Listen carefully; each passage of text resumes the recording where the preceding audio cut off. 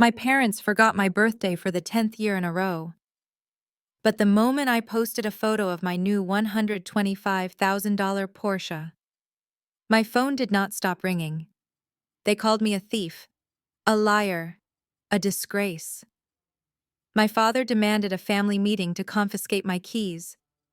He had no idea that by the time he hung up, I had already bought the bank that holds his mortgage. Before I tell you how I dismantled their entire lives, let me know where you are watching from in the comments below.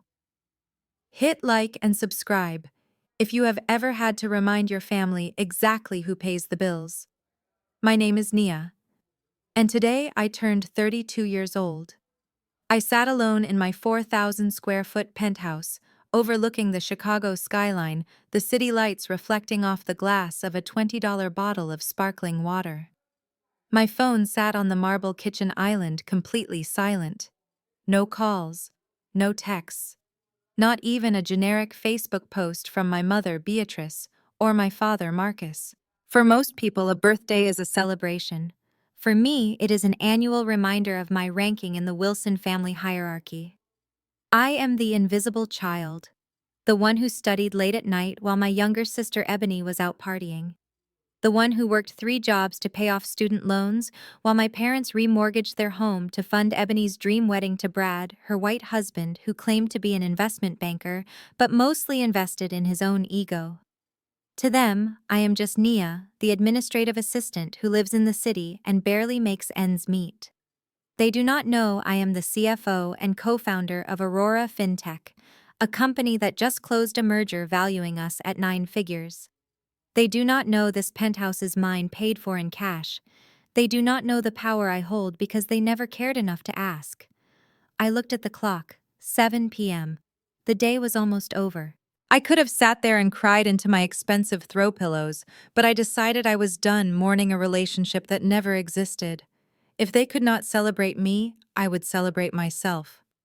I grabbed my keys and took the private elevator down to the garage. Waiting in my reserve spot was my birthday gift to myself. A brand new Porsche 911 Turbo S in matte black. It looked like a panther ready to pounce.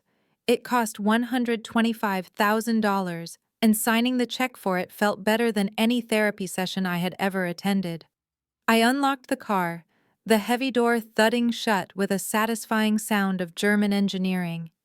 I started the engine, feeling the rumble vibrate through the leather seat. I pulled out my phone and did something I rarely do. I took a photo. Just me, the steering wheel with the iconic crest, and the city lights blurring in the background. I posted it to Facebook with a simple caption. 32 looks good on me. Happy birthday to the one person who always has my back. Myself. I tossed the phone onto the passenger seat and drove out into the night. I blasted music, weaving through traffic on Lakeshore Drive, feeling the wind and the speed. For 20 minutes, I felt free. Then the Bluetooth system in the car interrupted my music. Incoming call. Dad. I stared at the screen. They had not called all day. Not a whisper. But 10 minutes after I posted a picture of wealth, my father, the esteemed Deacon Marcus Wilson, was calling. I pressed answer. Nia. His voice did not sound like a greeting. It sounded like thunder from the pulpit. Hello, Dad. Thank you for the birthday wishes. I kept my voice flat, calm. Do not play games with me, girl. He shouted, his voice distorting over the high-end speakers. I just saw your Facebook. What is that? Whose car is that? It is mine. Dad. Yours. He laughed, a harsh barking sound. Stop lying. A secretary does not drive a Porsche. Did you rent it? Is this some kind of social media stunt to make yourself look important? You are embarrassing us. I did not rent it. I bought it. There was a silence on the other line, heavy and dangerous. Then came the accusation I knew was coming. Where did you get that kind of money, Nia? I work hard. Working hard does not buy a car that costs more than my house. His voice dropped to a low, seething whisper. Are you selling yourself? Is that it? Are you engaging in illicit activities? Have you brought shame upon this family by laying with men for money? Or are you moving drugs? I gripped the steering wheel so hard my knuckles turned white. This was my father. A man who preached about grace and love every Sunday. Yet his first instinct was to assume his daughter was a criminal or a prostitute rather than successful. I am a finance professional, Dad. I bought the car with my earnings. Lies. Pure lies. You are coming home. Tomorrow. I am busy tomorrow. You will be at this house tomorrow at 7 p.m. sharp. We are having a family meeting. Bring the car. Bring the paperwork. And bring whatever man is actually paying for it, because I know you did not earn this. Do not make me come up there and drag you back, Nia. Do not test me. The line went dead. I pulled the car over to the shoulder of the highway, my heart pounding against my ribs. I looked at the dark screen of the dashboard. The joy of the drive was gone, replaced by the familiar cold knot of anxiety that lived in my stomach whenever I dealt with them. They did not call to say happy birthday. They called to audit me.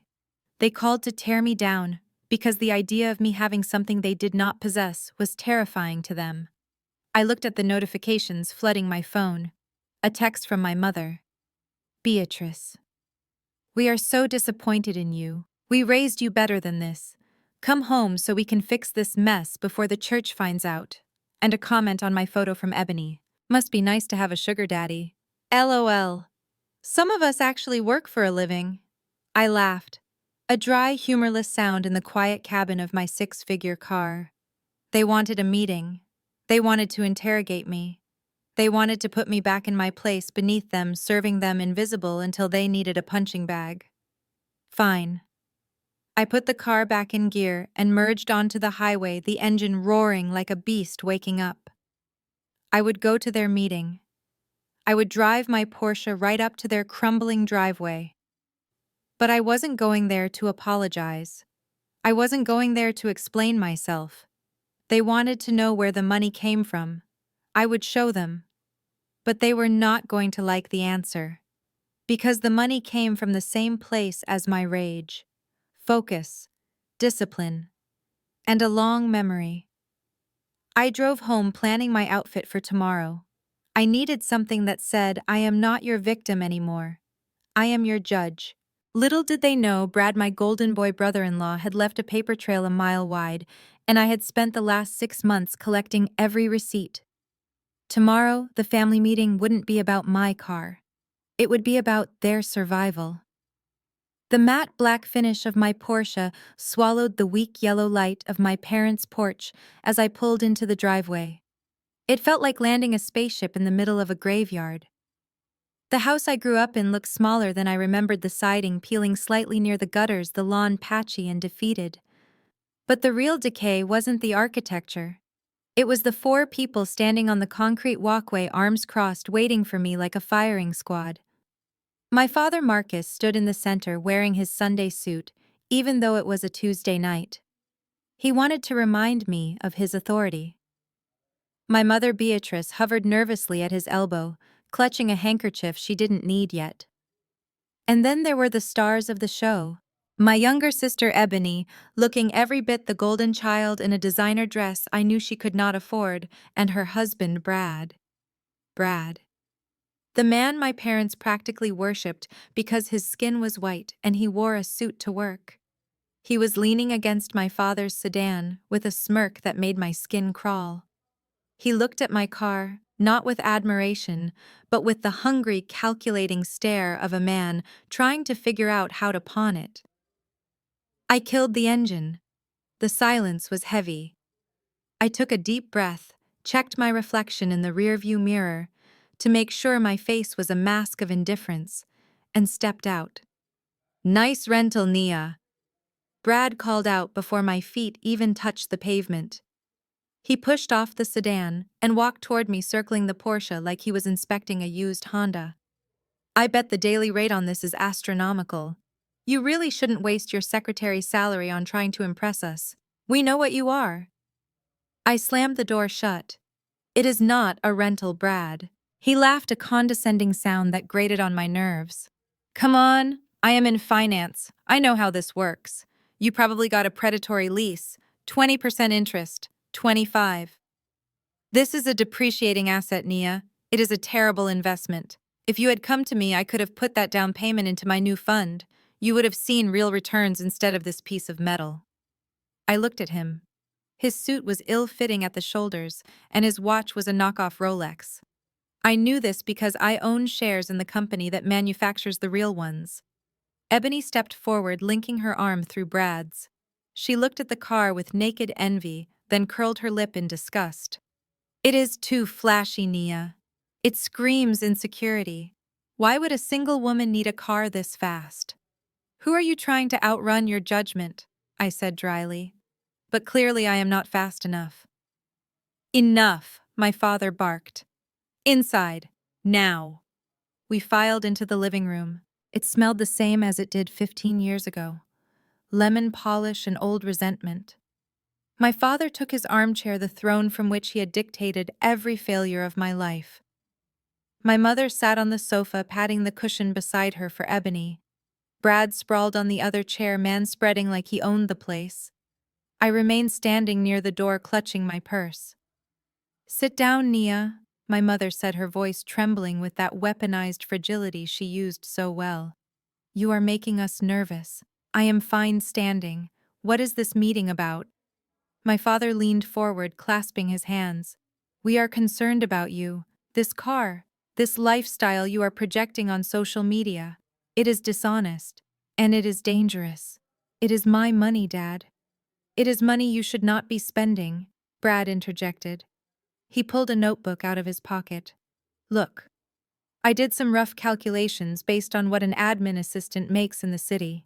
Even if you are living in a shoebox and eating ramen, there is no way you can afford the payments on a Porsche 911 Turbo S. Not legally. He paused for effect, looking at my parents. Which means, he continued, you are either in massive debt that will eventually blow back on this family, or you are getting money from sources you do not want to talk about. My mother gasped. Oh, Lord. Nia, tell me you are not. You know what people will say. The church, your father's reputation. I am not doing anything illegal, Mom. And I am not in debt. Then sell it, my father commanded. Excuse me. Sell the car, he said, his voice rising. If you own it, sell it. Get the cash back. We have a family emergency, and since you apparently have money to burn on toys, you are going to help. I looked around the room.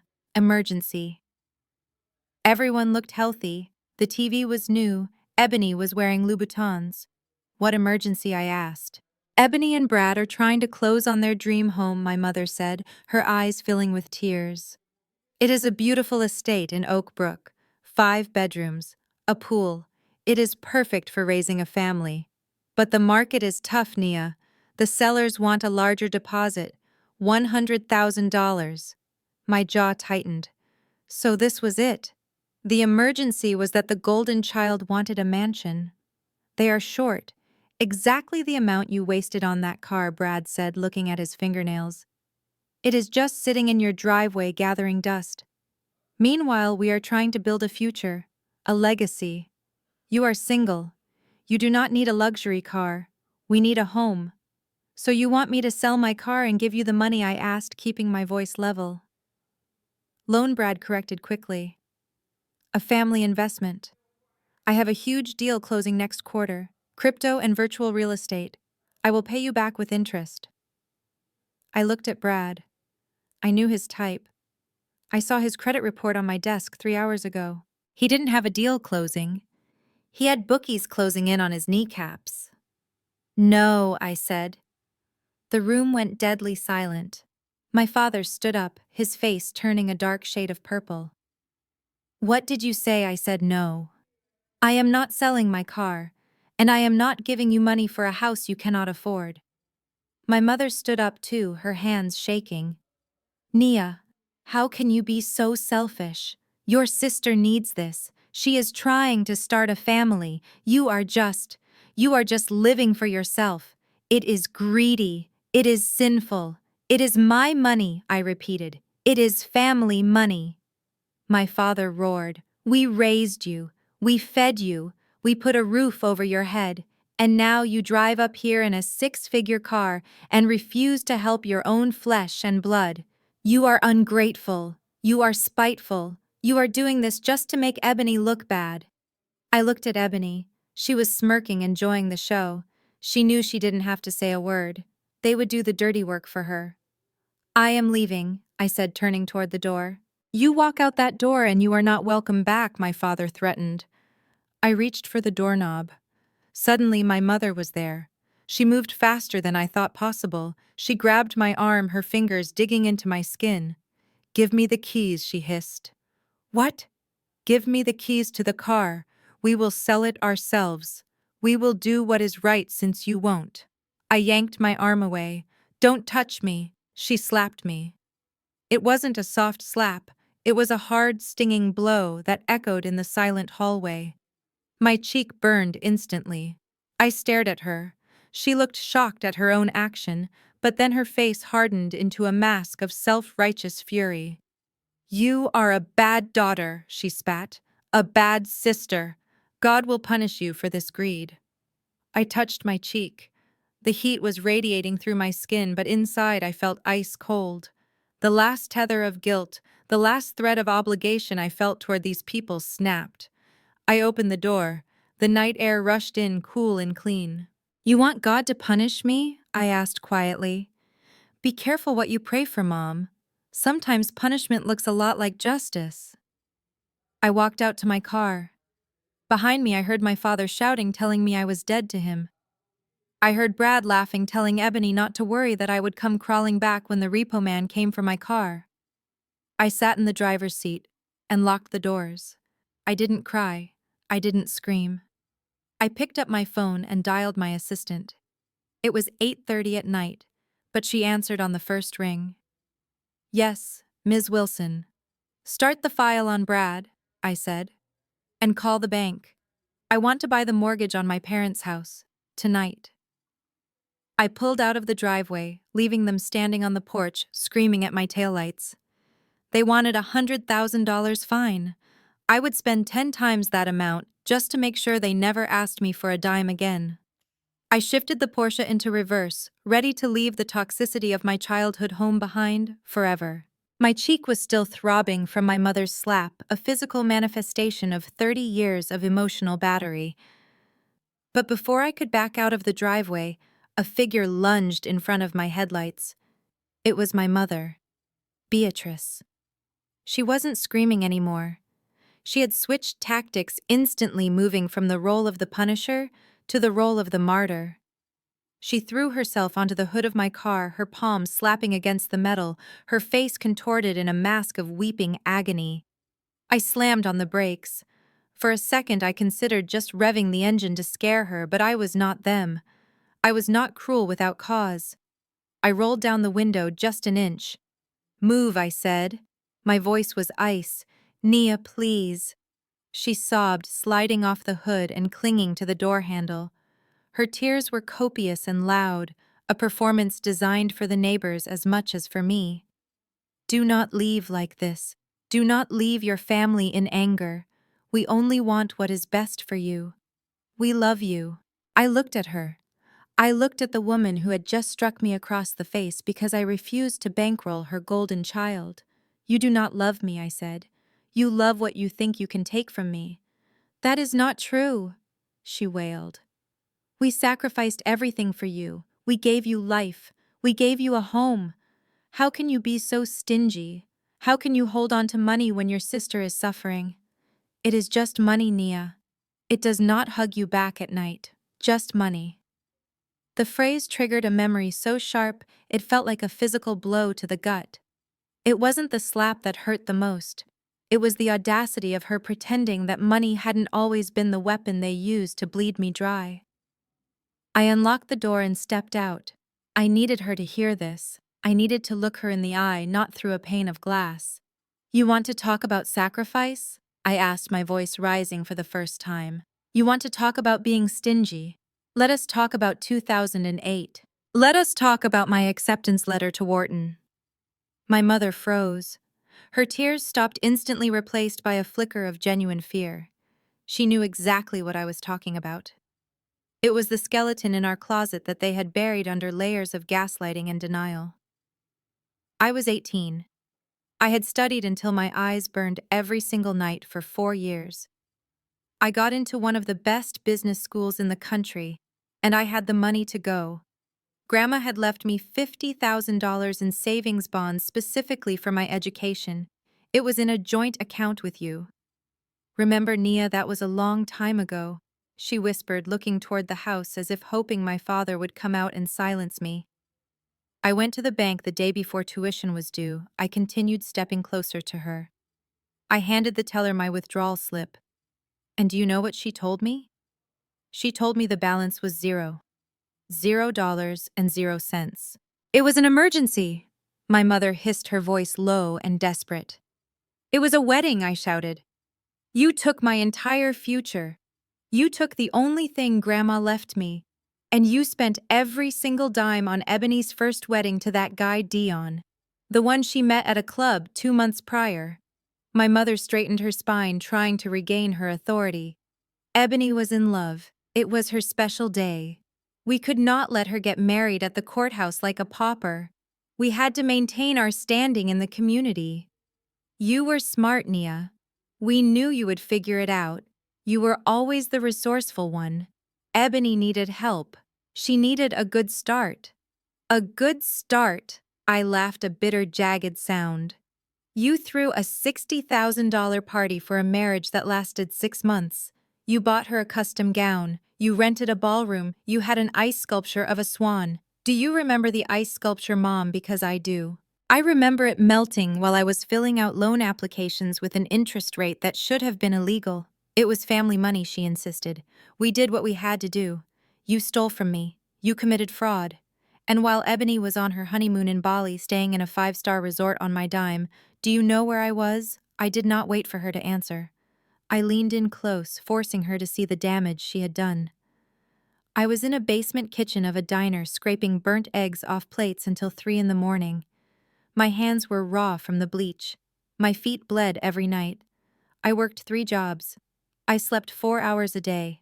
I ate leftover fries because I could not afford groceries after paying my tuition. And when I called you crying, begging for just $100 to buy textbooks, what did you say? I do not remember. That she lied, looking away. You said I needed to learn responsibility.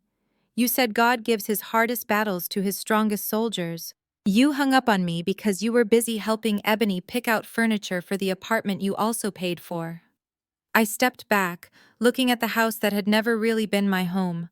It was a monument to their hypocrisy. You sacrificed me, Mom. You sacrificed my youth, my peace, and my safety, so Ebony could play princess. You taught me that my only value was in how much pain I could endure, so she did not have to feel any. That is not fair, she cried, grabbing my arm again. We love you both. No, you love her. You tolerate me. And now that I have clawed my way out of the hole you threw me in, now that I have built a fortress out of the stones you threw at me, you think you are entitled to the keys. I shook her hand off me. It felt like shedding a dead skin. My money is not just currency, Mom. It is my blood. It is the sleep I lost. It is the hunger I felt. It is the years of panic attacks and exhaustion. Every dollar I have represents a moment I survived without you. So when you ask me for $100,000 like it is nothing, you are asking me to bleed for you again, and I am all out of blood. Nia, please, she begged, seeing the resolve in my eyes. Brad is in trouble. Real trouble. If they do not get this house, I do not know what will happen.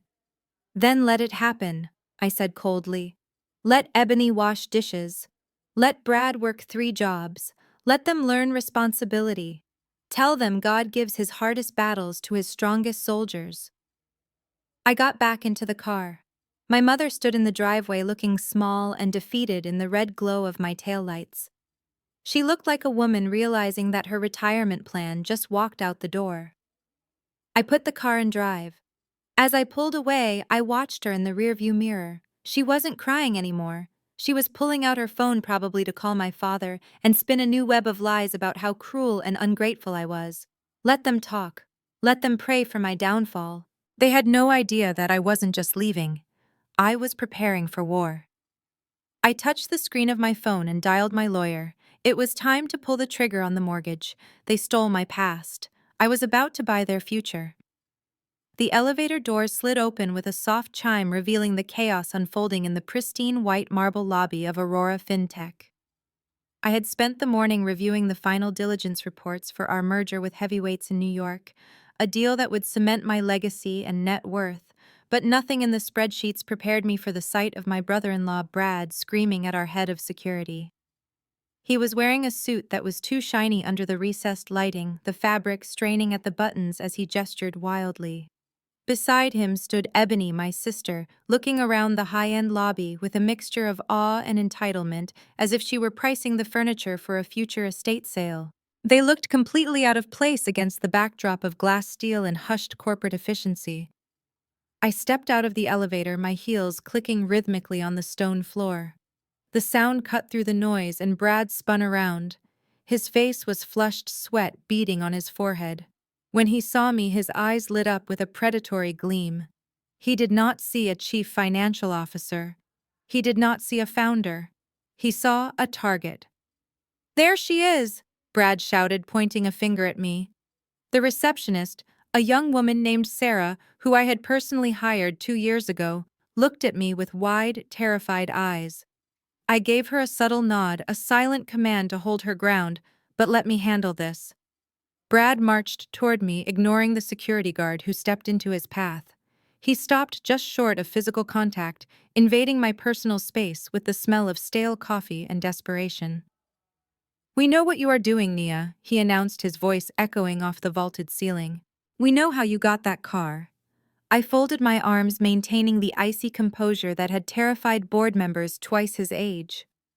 "What are you doing here, Brad? This is a place of business." "Business?" he sneered, looking me up and down. "Is that what you call it?" I did some digging. "Nia, I know people in this city. I know people in finance. And nobody has ever heard of a Nia Wilson running anything. You are a ghost, which means you are nothing but a glorified assistant." He turned to the small crowd of employees and clients who had paused to watch the spectacle. He wanted an audience. He wanted to humiliate me so deeply that I would hand over the keys to the Porsche just to make him stop. "She drives a car worth more than most people make in 5 years," Brad announced to the room. "And she wants you to believe she earned it. But we know the truth. Who is he, Nia? Who is the boss you are sleeping with? Is it the CEO? Is that why you have this job? Is that why you have that car?" Ebony stepped up beside him, crossing her arms. "Just admit it, Nia. You are somebody's mistress. That is the only explanation. Dad was right. You are selling yourself. It is disgusting. We are here to talk to your boss. We are going to tell him exactly what kind of person you are.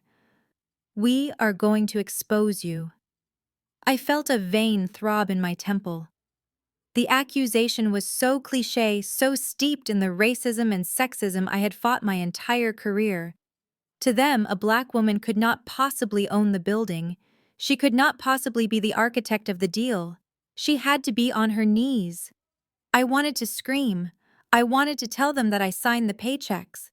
I wanted to tell them that the man they thought I was sleeping with was actually my employee. But I couldn't. The merger was in a sensitive quiet period. Any public outburst, any revelation of personal instability or scandal involving the executive team could spook the investors. I had to protect the deal. I had to protect my equity. I had to play the role they assigned me just for 5 more minutes. I took a deep breath, centering myself. I looked at Sarah, then at the head of security, a former Marine named Marcus. "I am going to ask you once to leave," I said, my voice low and dangerous. "You are trespassing." "We are not going anywhere until we see your boss," Brad yelled. "I want to speak to the man in charge. I want to know if he knows his secretary is defrauding her family and parading around in his company assets." I pulled my phone from my pocket and typed a quick message to Marcus. "Remove them. Use force if necessary. Do not mention my title." Marcus nodded imperceptibly. He stepped forward, his massive frame blocking Brad's view of the elevators. Sir, you need to leave the premises immediately, Marcus said, his voice calm but brooking no argument. Do not touch me, Brad spat, trying to shove past him. I have rights. I am here to report a crime. This woman is a fraud. That was the moment the dynamic shifted. Brad made the mistake of putting his hand on Marcus. In one fluid motion, Marcus secured Brad's wrist and twisted his arm behind his back. Brad let out a yelp of pain that was more shock than injury. Ebony shrieked. Get off him. You cannot do that. We are her family. Naya, tell them to stop. I stood perfectly still watching them. I looked at Ebony, the sister I had protected from bullies on the playground, the sister I had tutored, the sister whose wedding I had paid for with my future. I looked at her, and I felt nothing but a cold, clinical detachment. I do not know these people, I said to Marcus loud enough for the lobby to hear. They are harassing me. Please remove them. Nia, Ebony screamed, her face twisting into ugly red blotches. You liar, Mom is going to hear about this. You are dead to us, Marcus. And two other guards began to frog march them toward the revolving doors. Brad was struggling, his shoes squeaking on the marble, shouting about lawsuits and police. Ebony was crying now, the tears of a spoiled child who had finally been told no. They were dragged out onto the sidewalk of downtown Chicago, still screaming. The glass doors spun shut, sealing out their noise. The lobby fell silent. I smoothed the front of my blazer. I looked around at the employees who were staring at me wide-eyed. I apologized for the disruption, I said, my voice projecting clear authority. Please return to work. I walked back to the elevator, my head held high. I did not look back at the street. I did not check to see if they were still there. I pressed the button for the penthouse floor. As the doors closed, my mask finally slipped. My hands shook. Not from fear, but from a rage so pure it felt like rocket fuel. They had come to my sanctuary. They had tried to destroy my professional reputation because they were greedy and jealous. Brad had called me a whore in the lobby of the company I built from a laptop on a kitchen table. They wanted to know where the money came from. They wanted to know who I really was.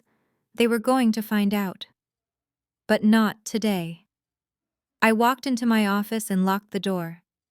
I went to the wet bar and poured myself a glass of water, my reflection in the window showing a woman who looked calm, collected, and utterly lethal. I picked up my phone. I didn't call my parents. I didn't call the police. I dialed a number I had saved years ago, a number for a man named Vance. He was a forensic accountant and a private investigator who specialized in finding money that people didn't want found. He answered on the second ring. Nia, he said, it has been a while. I have a job for you, Vance. Name it. Bradford Miller, my brother-in-law. He claims he is an investment banker. He claims he has a big crypto deal closing. I want you to find everything. Every bank account, every credit card, every gambling debt, every lie. I want to know who he owes money to. I want to know why he is so desperate for $100,000 that he would try to extort his wife's sister. I can do that, Vance said. Give me 48 hours. You have 24, I said. And Vance, yeah, dig deep. I have a feeling this man is drowning, and I want to be the one who hands him the anchor. I hung up the phone. I walked to the window and looked down at the street 40 stories below. I couldn't see them, but I knew they were out there nursing their bruised egos, calling my parents to spin a new web of lies about how cruel I was.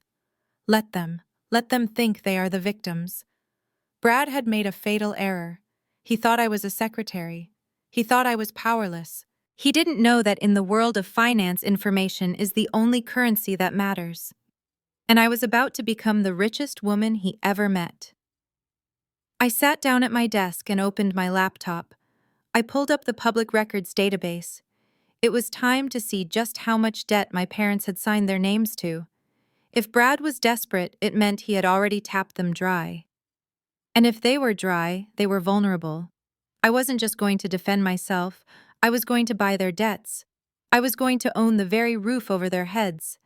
And when the time came for the next family meeting, I wouldn't be sitting in the guest chair. I would be sitting at the head of the table holding the deed. The text message from my mother arrived at 6 in the morning on Sunday.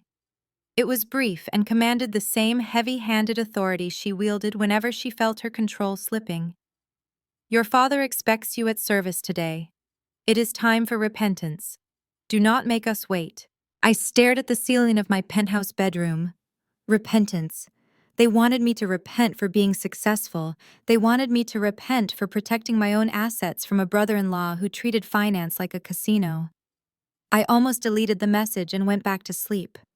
I could have spent the morning drinking mimosas on my balcony watching the boats on Lake Michigan. But curiosity is a dangerous thing. I wanted to see how far they would go.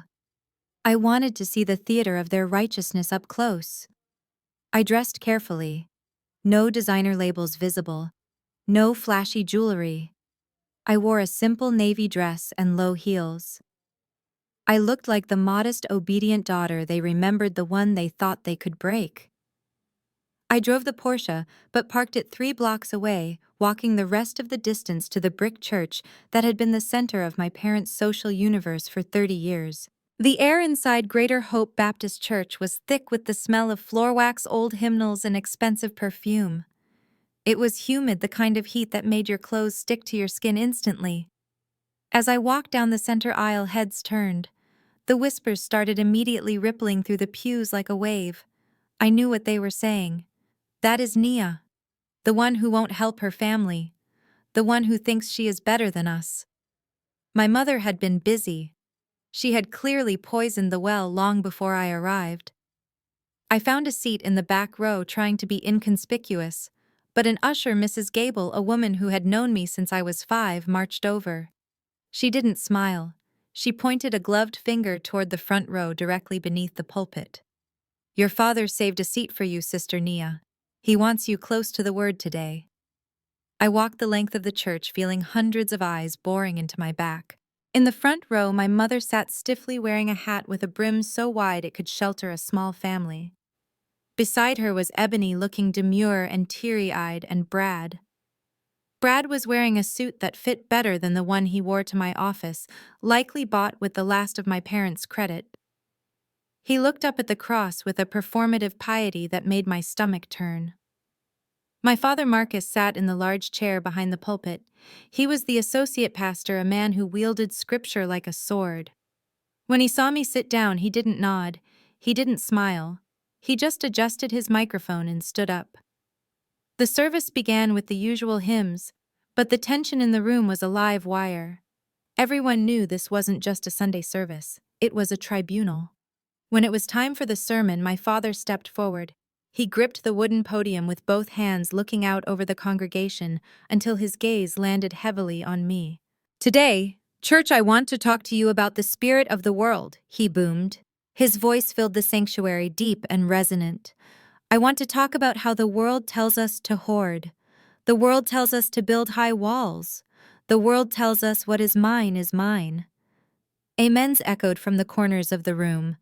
But the scripture tells us a different story. He continued, his voice dropping to a whisper that forced everyone to lean in. We all know the story of the prodigal son. The child who took his inheritance and ran.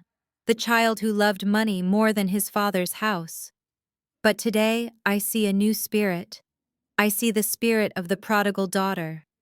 The heir left the room. He wasn't even being subtle. He was preaching my indictment. She gathers treasures on earth, he shouted, pointing a finger toward the ceiling, but his eyes were locked on mine. She drives the chariots of kings while her own flesh and blood walk in the dust. She lives in a tower of glass while her family prays for a roof. Is that righteousness? No, sir. The congregation responded in unison. Is that love? No, sir. My mother dabbed at her eyes with a handkerchief. Ebony leaned her head on Brad's shoulder, playing the victim perfectly. I sat stone still, my face a mask.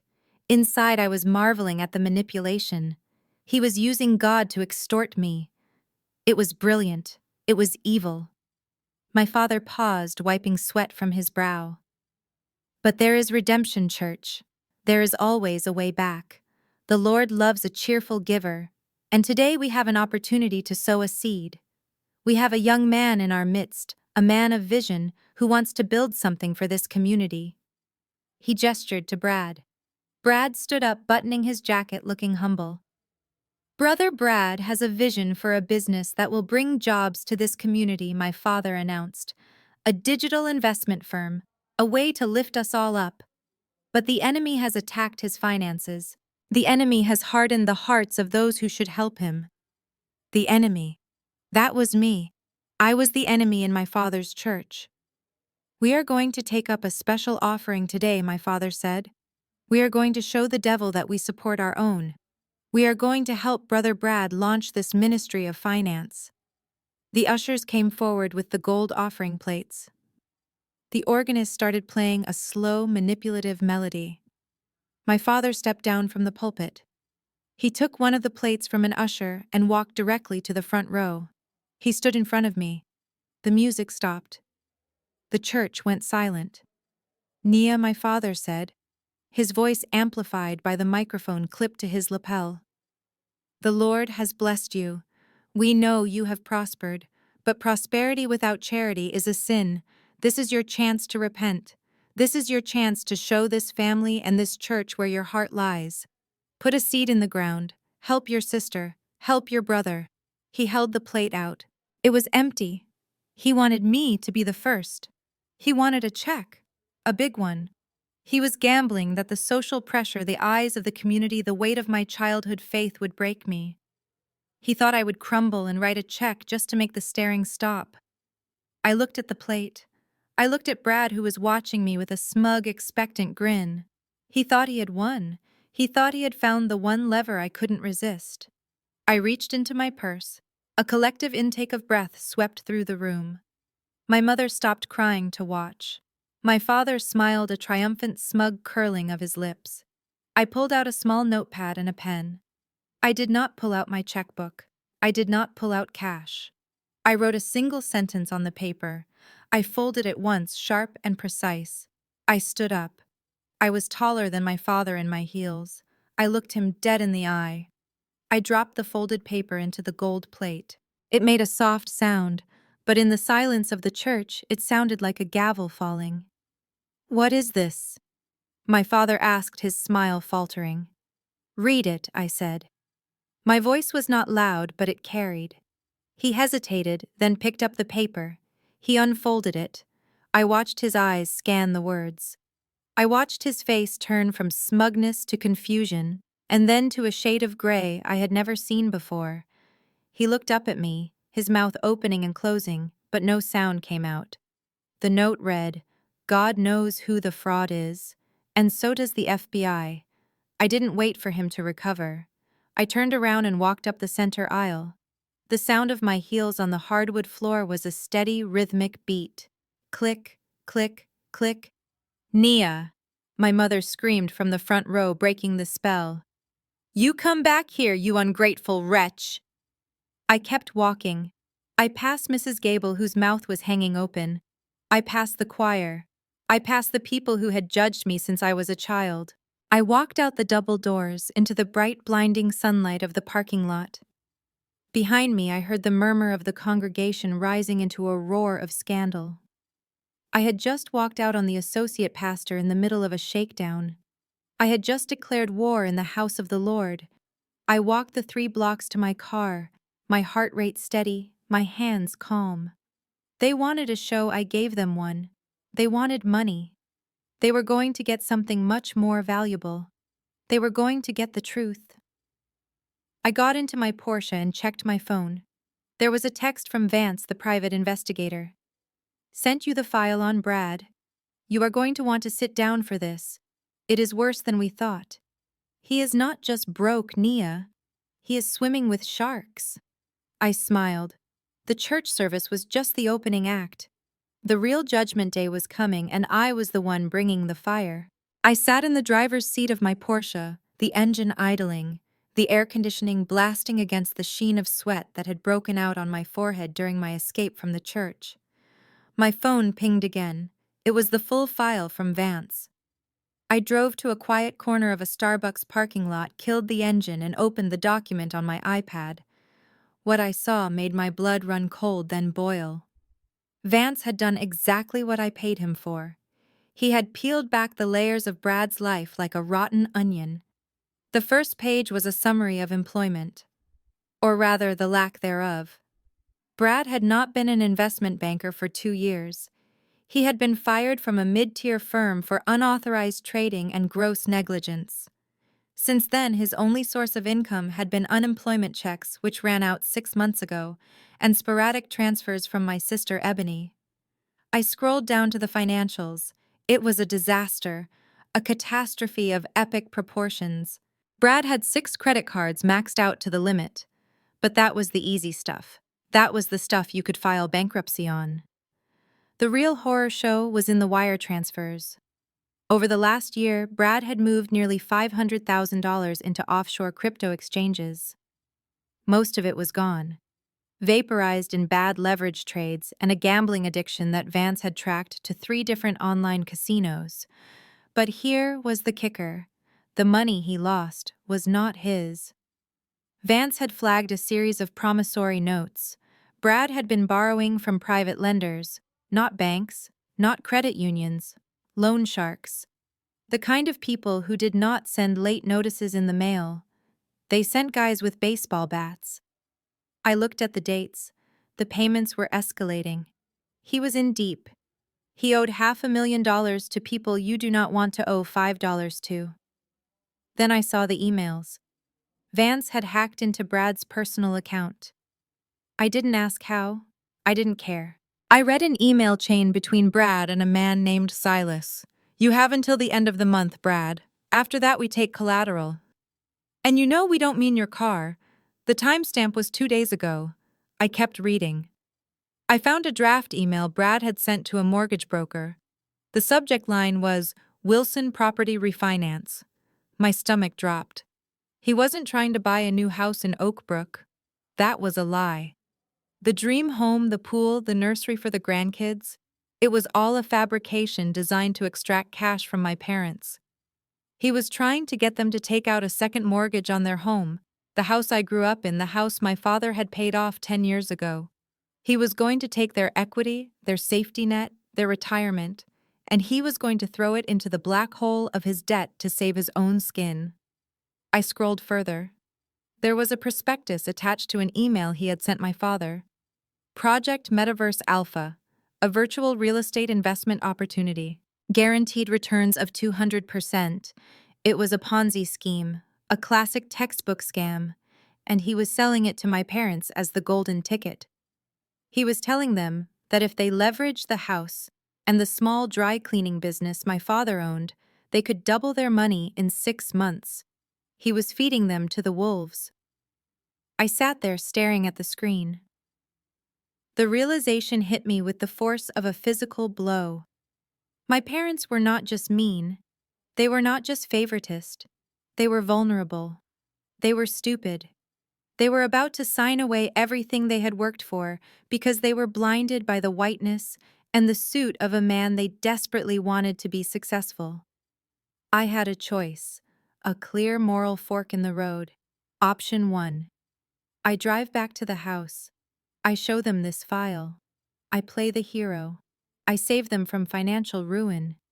I expose Brad as the fraud he is. They might believe me. They might not. They might accuse me of forging the documents because I was jealous.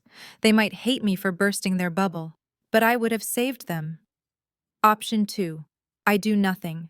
I let them sign the papers. I let them give the money to Brad. I let Brad lose it all because he would. And when the bank came to foreclose, when the loan sharks came looking for the rest, I would watch them burn. But then a third option formed in my mind.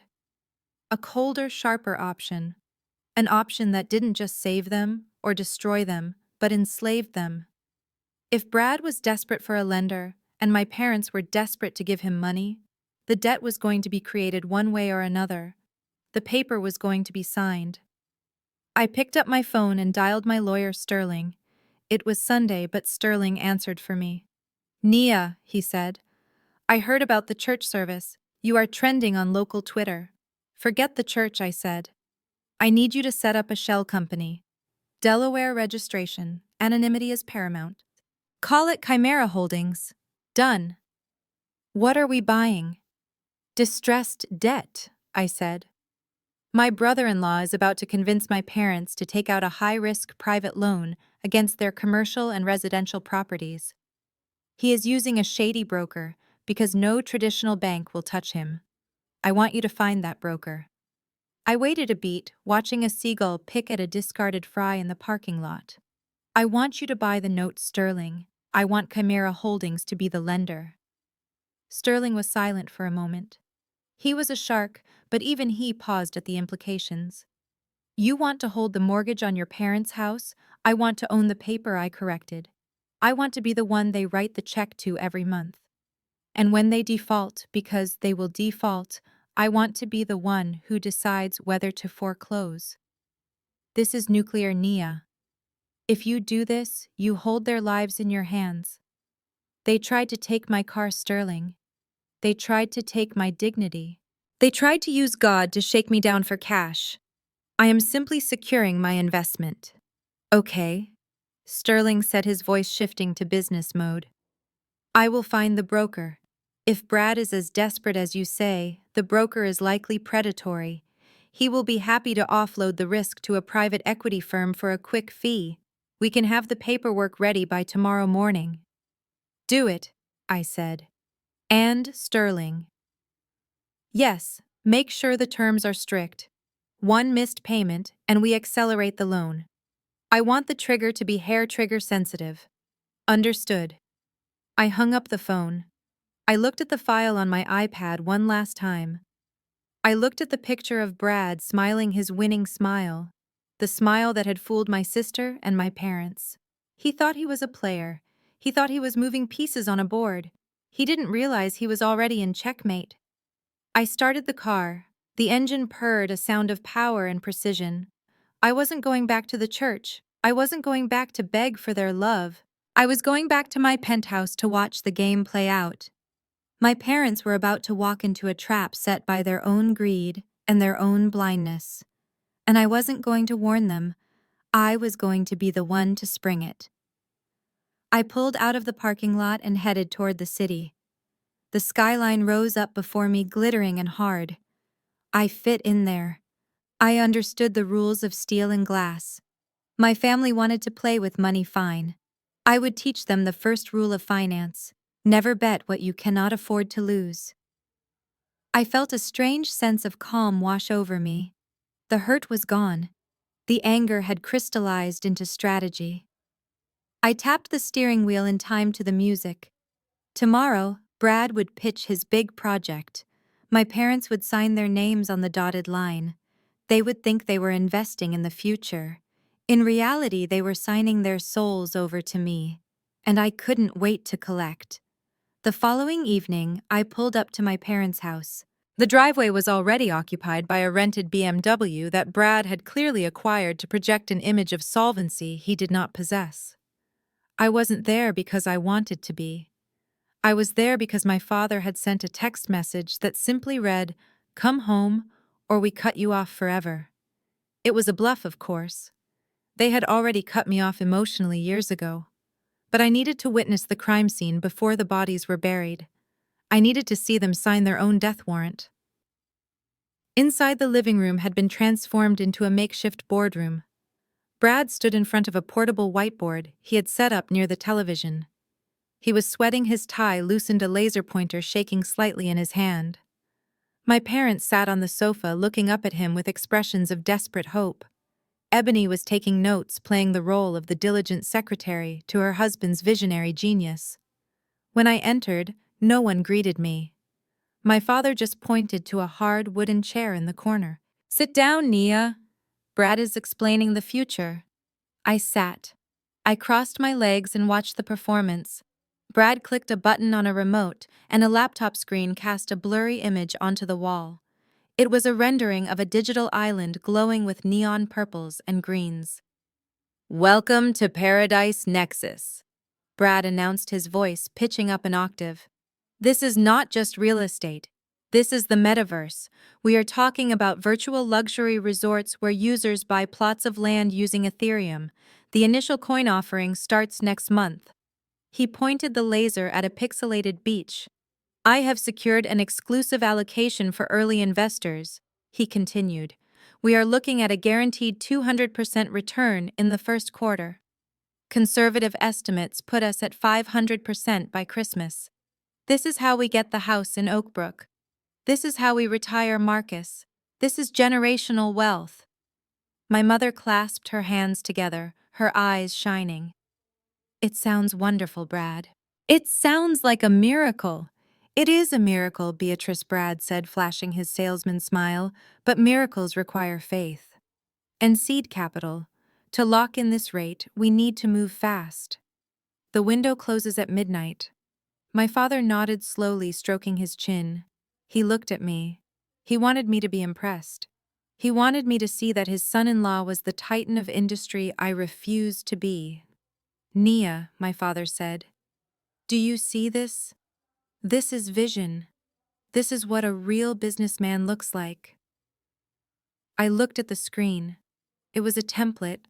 I recognized the graphics package. It was a $20 asset pack from a stock image site. There was no blockchain. There was no development team. There was just Brad. A gambling addiction and a desperate need for liquidity. It is a Ponzi scheme, I said. The room went quiet. Brad's smile faltered. Excuse me, he said. It is a scam, Brad. There is no metaverse resort. You are selling unregistered securities for a project that does not exist.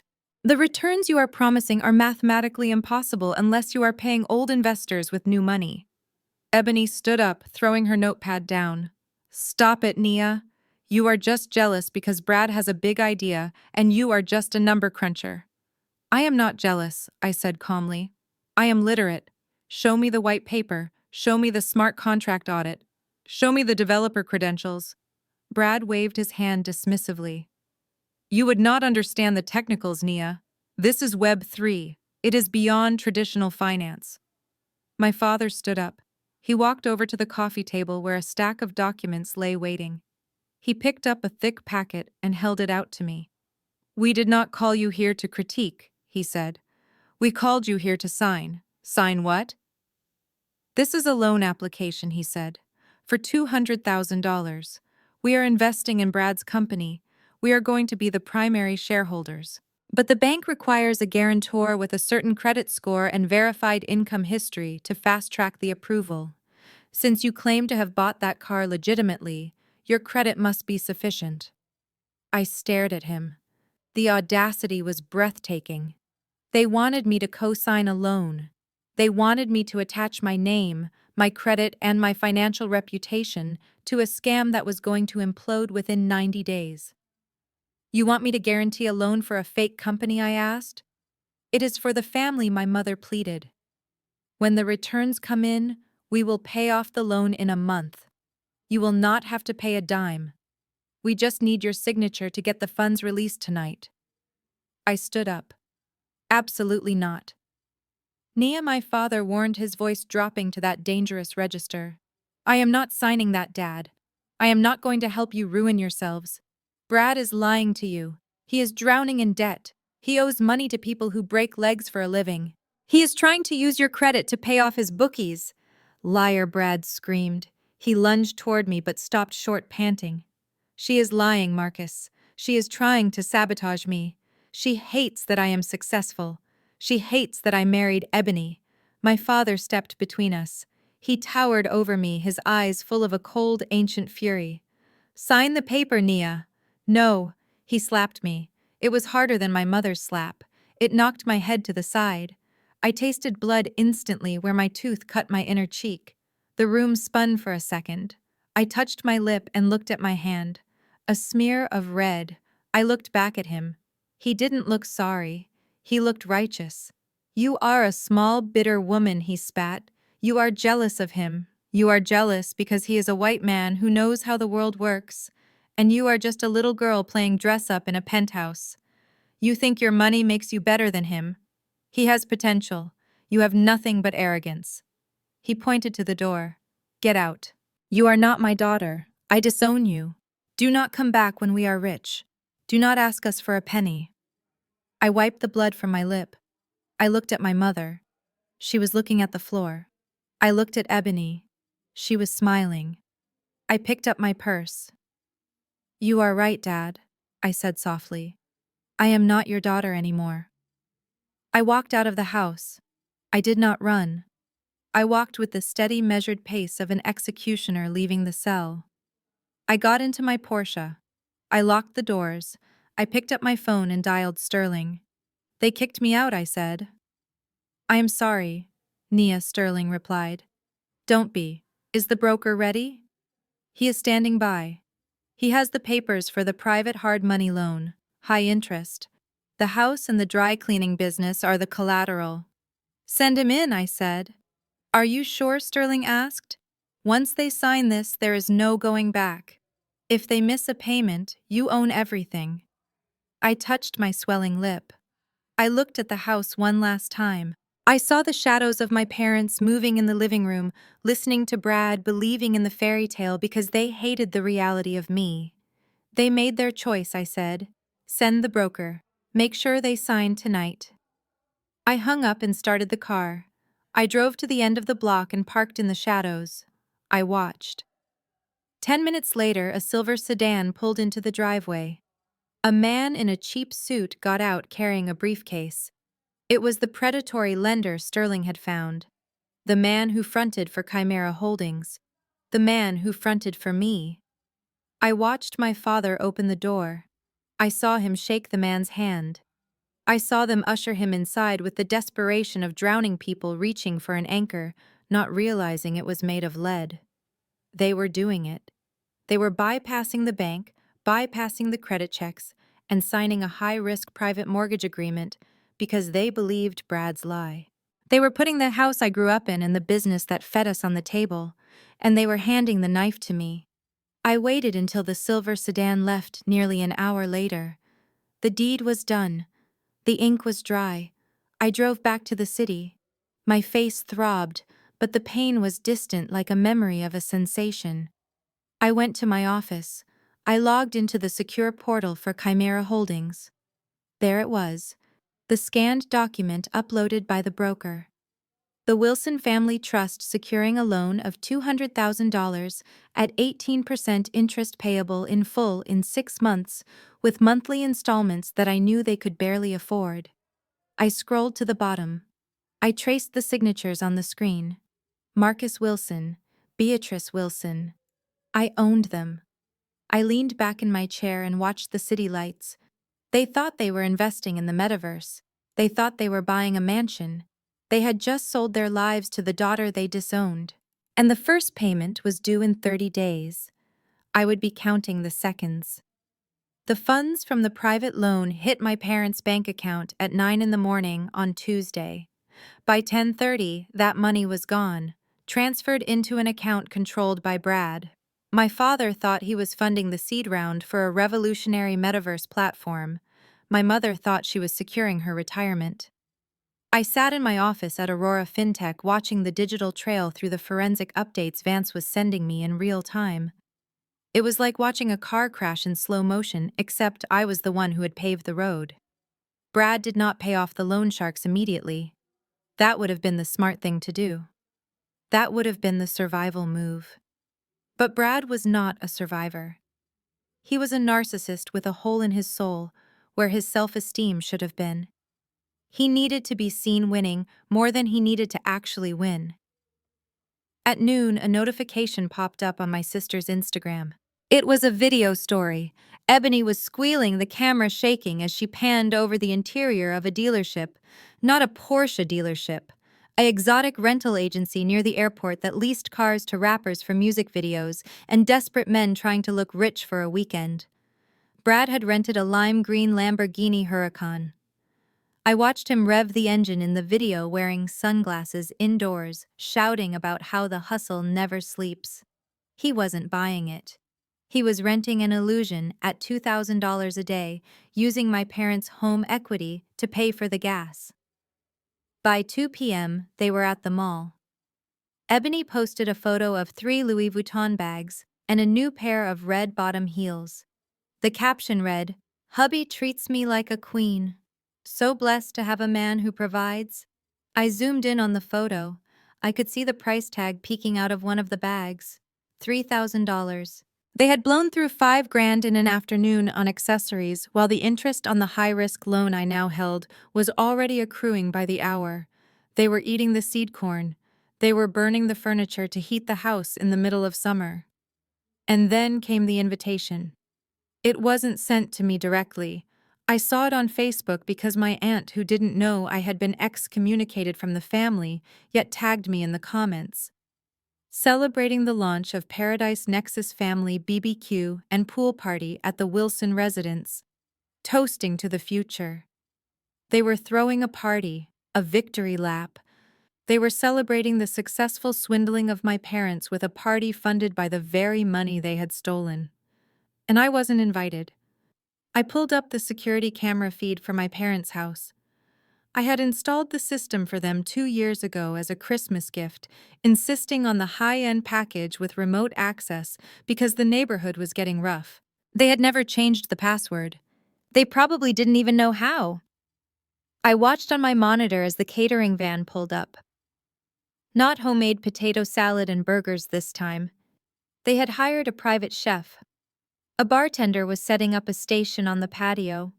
Brad was strutting around the backyard in a linen suit, barking orders at the staff, pointing at the pool where floating lights were being installed.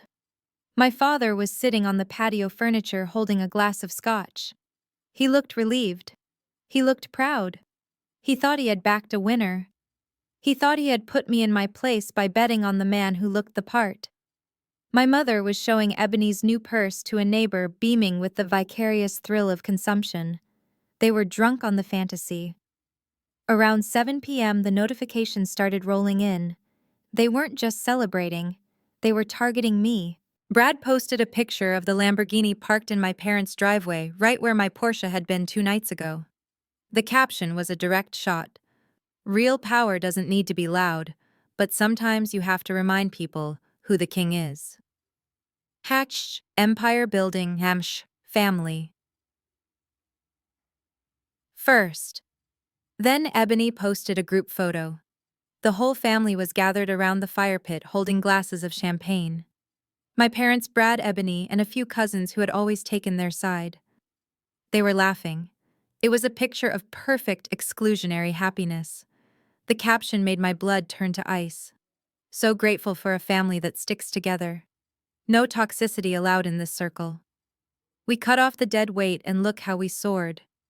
Money can't buy class, and it definitely can't buy loyalty. Here is to the real ones. Dead weight. I was the dead weight. The daughter who had bailed them out for a decade. The daughter who had bought the security cameras that were recording their betrayal. I was the toxicity they had removed so they could enjoy the pure, unfiltered joy of spending borrowed money on a lie. I sat in the silence of my office. The city of Chicago sprawled out beneath me, a grid of amber and white lights. I looked at the photo again. I looked at my father's smile. It was the smile of a man who believed he had won a great victory. He believed he had disciplined his unruly daughter and rewarded his faithful son. He didn't know the ground beneath his feet had already been sold. I turned away from the social media feed and opened my secure email client. A message from Sterling had just arrived. The subject line was simply, "Transaction complete." I opened the attachment. It was the transfer deed and the assignment of the note. The predatory lender had been all too happy to sell the debt to Chimera Holdings for a quick profit. He didn't want to deal with the inevitable foreclosure. He just wanted his fee. I clicked on the PDF. I saw the legal language dense and unforgiving. Assignment of mortgage. Borrower Marcus and Beatrice Wilson. Lender Chimera Holdings, LLC. I scrolled to the signature page. It was signed by my authorized proxy. But the ownership structure led back to one place: me. I was no longer just their daughter. I was their bank. I was the entity that held the power to strip them of everything they owned. The house they were partying and the patio they were standing on the roof over their heads. It all belonged to me now. The lease on their lives was in my hands. I leaned back in my ergonomic chair, the leather cool against my skin. The feeling wasn't happiness. It wasn't joy. It was a cold, heavy satisfaction. It was the feeling of a chess player who sees mate in 3 moves while the opponent is still celebrating taking a pawn. They were drinking champagne on the deck of the Titanic, and I was the iceberg. My intercom buzzed, interrupting the silence. Ms. Wilson. It was Sarah, my executive assistant, working late as always. Yes, Sarah. A courier just arrived. He said it is urgent. It is an invitation. Bring it in. Sarah entered the office, her heels soft on the plush carpet. She handed me a thick cream-colored envelope with gold leaf lettering. It was heavy, expensive stock. The kind of invitation that announced power before you even opened it. I slid a letter opener under the seal. The Chicago Business Leaders Association cordially invites you to the annual Entrepreneur of the Year Gala. I scanned the card. It was the premier business event of the season. The mayor would be there, the governors of finance, the titans of industry. And there, in bold embossed letters near the bottom, keynote speaker, Nia Wilson, founder, and CFO, Aurora FinTech. I smiled. It was the first genuine smile I had felt in days. This gala was the place to be seen. It was the kind of event Brad would kill to attend. It was the kind of room where he could hunt for investors to pay off the sharks he was still dodging. I knew with absolute certainty that he would try to be there. He would spend the last of the loan money on scalped tickets or bribe a waiter to let him in the back door. He needed fresh blood. He needed a new mark. And he would bring my parents. He would drag them along as props, the respectable older couple, to vouch for his character, to prove he was a family man. They would walk into that ballroom thinking they were rubbing elbows with the elite. They would think they were about to level up. They had no idea that the keynote speaker was the daughter they had called a failure. They had no idea that the woman on stage, the woman being honored as the future of finance, was the dead weight they had cut loose. I looked at the monitor one last time. Brad was doing a toast, raising his glass to the camera on the security feed, oblivious to the audience of one. Cheers, Brad, I whispered. Enjoy the champagne. It is the last expensive drink you are ever going to have. I put the invitation on my desk, right next to the mortgage deed. The trap was set. The players were in position. All that was left was to turn on the lights and watch them scramble. I picked up my pen and circled the date of the gala. Saturday, 3 days. I would let them have their fun for 3 more days. I would let them spend the money. I would let them dig the hole so deep they could never climb out. And then on Saturday night, in front of the entire city, I would bury them. The Saturday night air was thick with humidity and the scent of expensive perfume as I stepped out of the black town car in front of the Palmer House Hilton. The Entrepreneur of the Year Gala was the kind of event where net worth was measured in billions, and influence was the only currency that truly mattered. I smoothed the fabric of my emerald silk gown, a custom piece that cost more than the tuition my parents had stolen from me, and walked toward the revolving brass doors. I wasn't just an attendee tonight. I was the main event. But before I took my place on the stage, I needed to see them. I needed to witness the depth of their delusion one last time. I scanned the ballroom from the shadows of the entrance archway. It was a sea of tuxedos and designer dresses, a shifting landscape of power dynamics and social climbing. And there, bobbing like corks in a hurricane, was my family. Brad led the way, his chest puffed out in a rented tuxedo that was a size too small in the shoulders. He walked with the frantic energy of a man who knows the clock is ticking. Ebony clung to his arm, wearing a sequined dress that caught the light in a way that screamed desperation rather than elegance. My parents, Marcus and Beatrice, trailed behind them, looking like deer caught in headlights. They were out of their element, overwhelmed by the opulence clutching their invitations like life rafts. I watched as they approached the check-in desk. I saw the hostess frown at their tickets. These were not VIP passes. These were scalped general admission tickets, likely purchased from a third-party vendor, at a markup that would make a loan shark blush. I watched the hostess gesture toward the far corner of the room near the swinging doors of the service kitchen. Table 49, the table for last-minute additions and people who didn't matter. They sat down trying to maintain their composure. Brad immediately started scanning the room, his eyes darting around like a predator looking for a wounded gazelle. He wasn't here to enjoy the dinner. He was here to hunt. He needed a check. He needed a lifeline. He leaned in, whispering aggressively to my father, probably pointing out potential targets. My father nodded, fixing his tie, trying to look like the businessman he pretended to be. I took a deep breath and stepped into the light. I walked through the center of the room. The crowd parted slightly. People knew me here, not as Nia the disappointment, but as Ms. Wilson, the woman who had just orchestrated the most aggressive fintech merger of the decade. A few heads nodded in respect. A few glasses were raised. I acknowledged them with a subtle inclination of my head, but I kept moving toward table 49. Brad saw me first. His eyes bulged. For a second, I saw fear. He thought I was there to cause a scene to get him thrown out. But then, his narcissism kicked in. He processed my dress, the diamonds at my throat, the way I carried myself. And he came to the only conclusion his small mind could comprehend. He nudged Ebony. She looked up, her mouth falling open. I walked right up to their table. I didn't stop until I was standing directly over them.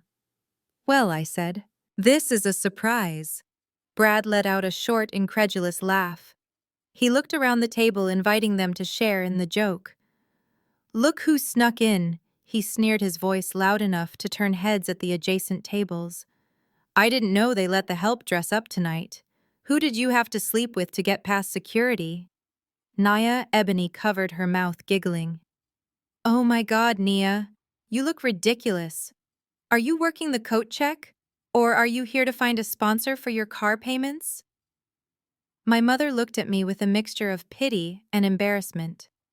"Nia, please, do not make a scene. If you are here to serve drinks, just go, do your job. We are trying to network with important people." My father refused to even look at me. He stared at the centerpiece, his jaw tight. "I told you," he muttered. "She has no shame." I looked at Brad. He was so confident. He was sitting in a chair that I had paid for, wearing a suit rented with money he stole from my parents, mocking the woman who held the deed to his existence. "I am not working, Brad," I said calmly. "I am attending." He snorted. "Attending, right. Did you buy a ticket with your imaginary salary, or are you someone's +1 that has to be it? You found some old guy to drag you along. That is pathetic, Nia. Even for you." He stood up, adjusting his lapels. "We have real business to do," he announced, dismissing me. "Stay out of our way. Do not embarrass us when I am closing a deal." He turned his back on me and walked toward a man standing near the bar. I recognized the man immediately. It was Arthur Sterling, the chairman of the bank that Brad had been trying to defraud for months. It was also the bank that my company did 60% of its business with. I watched, fascinated. Brad approached Sterling with his hand extended, flashing that used car salesman smile. "Mr. Sterling," Brad said, his voice oozing charm. "Brad Miller, Project Metaverse. I sent you the prospectus. I think we have a lot of synergy." Sterling looked at Brad's hand, then at his face. He didn't shake it. He looked at Brad with the kind of cold indifference usually reserved for insects. "I received your emails," Mr. Miller, Sterling said. His voice was dry as dust. "My security team flagged them as spam. I believe you are on our do not service list due to outstanding liabilities." Brad's smile froze. "There must be a mistake. I am managing the Wilson Family Trust. We have significant equity." Sterling laughed. It was a terrifying sound. "The Wilson Family Trust has a credit score of 450 and a debt-to-income ratio that is mathematically impressive in its failure." "Excuse me." Sterling turned away, leaving Brad standing there with his hand still extended. Brad looked around, his face burning red. He saw me watching. He saw the slight smile playing on my lips. He stormed back to the table. "They are all snobs," he hissed to my father. "They do not understand vision. We just need to find the right partner. He glared at me. Why are you still standing here? Go find your sugar daddy and leave us alone. I looked at my watch. It was time. Enjoy the dinner, I said. I hear the chicken is dry. I turned and walked away. I didn't go back to the entrance. I walked toward the stage. I walked past the VIP tables in the front row. I walked up the stairs to the wings where the stage manager was waiting for me with a headset and a glass of water. Ms. Wilson, he whispered. You are on in 2 minutes. I watched from the darkness of the wings. The house lights began to dim. A hush fell over the ballroom. The spotlights swept across the crowd, blinding and bright. I saw table 49 in the distance. I saw Brad pouring himself a glass of wine with a shaking hand. I saw my mother clutching her purse. I saw my father looking around, waiting to see who the important speaker was, hoping he could maybe shake their hand later and beg for a loan. They were waiting for a savior. They were waiting for a miracle. The master of ceremonies walked out to the center of the stage. He tapped the microphone. Ladies and gentlemen, he boomed. Tonight we honor innovation. We honor resilience. We honor the kind of vision that changes industries. Brad leaned in to whisper something to Ebony, probably a critique of the decor. He wasn't listening. He didn't care. It is my distinct privilege, the MC continued to introduce our keynote speaker. A woman who built a financial empire from nothing. A woman who just closed the largest tech acquisition in Chicago history. The founder and CFO of Aurora FinTech. The spotlight swung toward the curtain where I was standing. Please welcome Ms. Nia Wilson. I stepped out. The applause was thunderous. It washed over me like a physical wave, but I didn't hear it. All I could see was table 49. I saw the moment the name registered. I saw Brad drop his wine glass. It shattered on the table, red liquid spreading across the white tablecloth like a gunshot wound. I saw my mother grab her chest. I saw my father stand up, his chair scraping loudly against the floor, his face a mask of absolute paralyzing shock. I walked to the podium. I gripped the sides. I looked out into the darkness directly at the people who had called me a failure, a whore, and a thief. I smiled. And this time it was the only smile in the room. The applause washed over me like a physical wave, a thunderous roar that vibrated through the floorboards of the stage and up into the soles of my heels. I stood in the center of the spotlight, the heat of it intense against my skin, blinding me to everything but the front row and the terrified faces at table 49. I adjusted the microphone. The sound of my breathing was amplified, filling the cavernous ballroom. I looked out at the sea of faces, the titans of Chicago industry, the mayors, the venture capitalists, the people who ran this city. They were all looking at me with admiration. They saw a prodigy, they saw a leader. But I only cared about 4 people in that room. I looked past the VIPs. I looked past the champagne buckets and the centerpieces. My gaze locked onto the far corner near the kitchen doors. Brad was still frozen, his hands suspended in midair where his wine glass used to be. The red stain was spreading across the white tablecloth in front of him, dripping onto his rented trousers, but he did not move. His mouth was open, slack with a stupidity that was almost painful to witness. He was processing the impossible. The woman he had called a secretary, the woman he had tried to have thrown out of her own lobby, was the woman whose name was currently projected on a 20-foot screen behind me. My mother Beatrice had sunk low in her chair. She looked small. The hat she had worn to church to shame me was gone, replaced by a stiff, dated hairdo that now seemed to wilt under the weight of the revelation. Her hand was over her mouth, stifling a gasp or a sob, I could not tell which. She was looking at me, not as her daughter, but as a stranger who had stolen her daughter's face and replaced it with something terrifying. And my father, Marcus, the deacon, the man who ruled his household with an iron fist and a Bible of convenient verses. He was gripping the edge of the table so hard I could see his knuckles turning white from 50 feet away. His face was a mask of ash. He wasn't angry. He wasn't righteous. He was afraid. For the first time in my life, I saw genuine primal fear in my father's eyes. He realized in that split second that the balance of power had not just shifted, it had been obliterated. I smiled. It was the smile of a wolf that has cornered a rabbit. "Thank you," I said. My voice was calm, steady, and commanded absolute silence in the room. "Thank you to the Business Leaders Association for this honor. To be named Entrepreneur of the Year is a privilege. But to stand here as the founder of Aurora FinTech, a company that just secured the future of digital banking in the Midwest, is a testament to one thing: survival." I paused. I let the word hang in the air. Survival. I did not start this company with a trust fund. I continued, my eyes never leaving table 49. I did not start it with a small loan from my parents. I did not have a safety net. I did not have a legacy.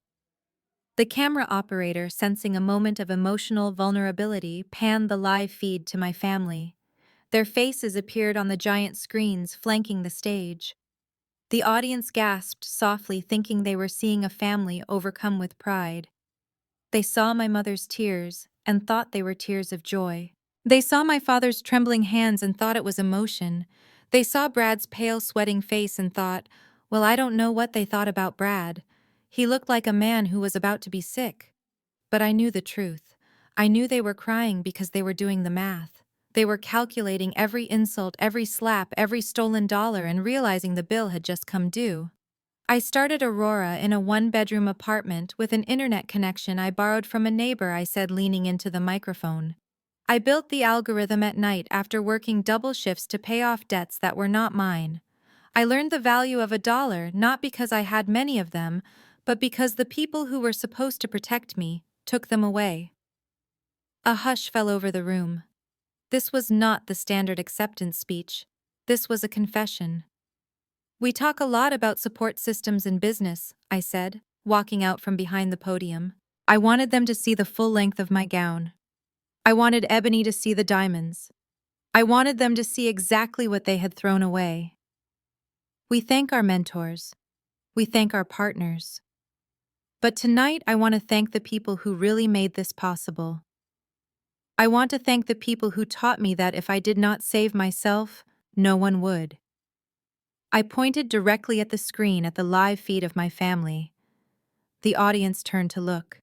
My father flinched as if I had pointed a gun at him. I want to thank the people who taught me that loyalty is expensive and betrayal is free. I want to thank the people who looked at me and saw nothing because their blindness gave me the freedom to build an empire in the dark. My mother buried her face in her hands. Ebony was shaking her head, mouthing the word no over and over again. "You see?" I continued, my voice dropping to a register of intimate steel. "When you are left at the airport, you learn to fly. When your tuition is stolen, you learn to earn. And when your family locks you out of the house, you learn to buy the block." There was a scattered, confused applause from the back, but most of the room was captivated. They sensed the drama. They sensed the blood in the water. Aurora FinTech is not just a company. It is a fortress. It is the answer to the question, what happens when you underestimate the quiet one? What happens when you mistake silence for weakness? I walked back to the podium. I picked up the heavy crystal award that had been placed there. It caught the light, refracting it into 1,000 sharp edges. This award belongs to the girl who scrubbed dishes while her sister went on vacation. It belongs to the woman who was called a failure by a man who couldn't balance his own checkbook. It belongs to the survivor. I looked at Brad. He was trying to stand up. He was trying to leave. But his legs wouldn't work. He was pinned to that chair by the weight of his own fraud and the realization that he had tried to extort the most powerful woman in the room. "Tonight we celebrate success," I said. "But let us not forget where success comes from. It comes from the hunger. It comes from the cold. And it comes from the absolute refusal to be a victim." I raised the award in a toast. I looked directly into the camera lens, knowing my face was 50 feet tall on the screen behind me, looming over them like a god. So to my family, I said, my voice ringing out like a bell. Thank you. Thank you for not believing in me. Thank you for the neglect. Thank you for the cruelty. Because without you, I might have been content to be ordinary. You forced me to be extraordinary. I took a sip of water from the glass on the podium. Cheers, I whispered into the mic. The room exploded. The applause was deafening. People were standing up. They thought it was a speech about resilience. They thought it was a metaphor. They didn't know it was an eviction notice. I stood there bathing in the applause, watching my family crumble on the high-definition screen. My father had his head in his hands. My mother was openly weeping, her makeup running in dark streaks down her face. Brad looked like he had stopped breathing. I had done it. I had stripped them naked in front of the elite. I had taken their shame and turned it into my crown. I walked off the stage. The stage manager was waiting with a towel, looking at me with awe. That was intense, Ms. Wilson, he said. It was necessary, I replied. I didn't stop backstage. I didn't go to the green room. I walked straight through the wings, down the corridor, and out into the main lobby of the hotel. I knew they would follow. I knew they couldn't help themselves. They were moths, and I was the fire. They would come to me begging, explaining, lying, and I would be waiting. I stood in the center of the lobby under the massive crystal chandelier. I checked my phone, a text from Sterling. All assets secured. The foreclosure notice is ready to be served. The FBI has the file on Brad. Just give the word. I put the phone away. I smoothed my dress. I waited. 5 minutes later, the double doors of the ballroom burst open. They spilled out like refugees from a disaster zone. Brad was leading, of course, his desperation giving him speed. My parents were right behind him, looking disheveled and frantic. Ebony was trailing, clutching her purse like it was the only thing holding her together. They saw me. They stopped. I stood there, the Queen of Chicago, holding the keys to their destruction in one hand and their salvation in the other. But I wasn't in the business of salvation anymore. I was in the business of liquidation. Hello, family, I said. I believe we have some business to discuss. The lobby of the Palmer House Hilton was a cathedral of gold leaf and marble, a fitting stage for the final act of a tragedy my family had been writing for 30 years. I stood near the fountain, the water cascading with a gentle rhythmic sound that failed to mask the rapid, desperate clicking of heels approaching me on the stone floor. I did not turn around. I watched their reflections in the glass of the concierge desk. They looked like a pack of wolves that had suddenly realized the sheep was actually a lion. Their posture had changed. Gone was the arrogance of the church service. Gone was the sneering superiority of the driveway. In its place was a frantic, terrifying eagerness. Nia. My mother called out. Her voice was pitchy, breathless. She sounded like she was greeting a long-lost friend at the airport, not the daughter she had slapped across the face 72 hours ago. She reached me first. She threw her arms open, aiming for an embrace. I took a single, precise step backward. Her arms closed on empty air. She stumbled slightly, catching herself on my father's arm. Oh, baby, she gushed, recovering instantly. She clasped her hands over her heart, her eyes swimming with fresh, happy tears. Did you see us? Did you see us watching you? We were crying. We were just sobbing. I turned to your father and I said, Marcus, look at her. Look at our girl. We knew it. We always knew you had this in you. I looked at her. The audacity was so physical it almost had a smell like rotting flowers. You knew, I repeated. My voice was flat. Is that why you called me a failure on Tuesday? Is that why you tried to sell my car? Oh, Nia, do not be like that, my father interjected. He stepped forward, putting a heavy hand on my shoulder. I shrugged it off immediately. He pulled his hand back as if he had been burned.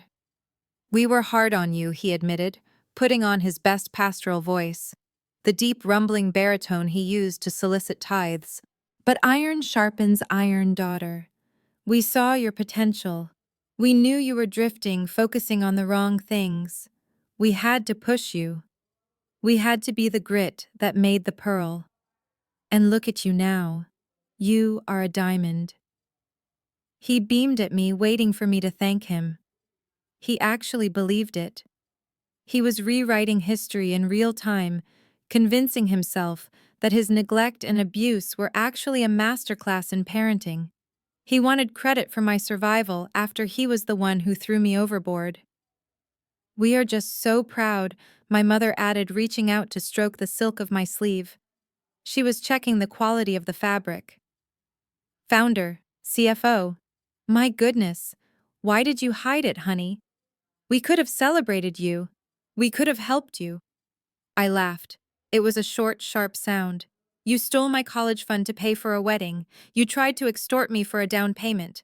The only thing you would have done with my company is liquidate it to buy Brad a boat. Brad cleared his throat. He pushed his way to the front of the circle. He had wiped the sweat from his forehead, but his eyes were still darting around, manic and greedy. He buttoned his tight jacket, trying to summon the ghost of the arrogance he had worn in my office lobby. Nia, look, he said, flashing a smile that was all teeth and panic. We got off on the wrong foot. Things were said, tempers flared. It is a high-stress environment, right? You know how it is. Finance is a contact sport.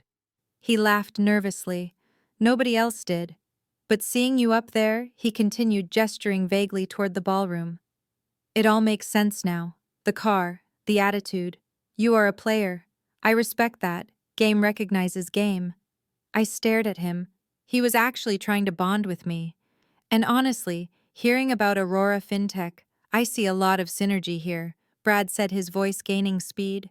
You are handling the tech side, the back end, the algorithms. That is great. But you need a face. You need strategy. You need someone who understands the street, the real markets. He took a step closer, lowering his voice to a conspiratorial whisper. I am willing to come on board, Nia. I am willing to let bygones be bygones.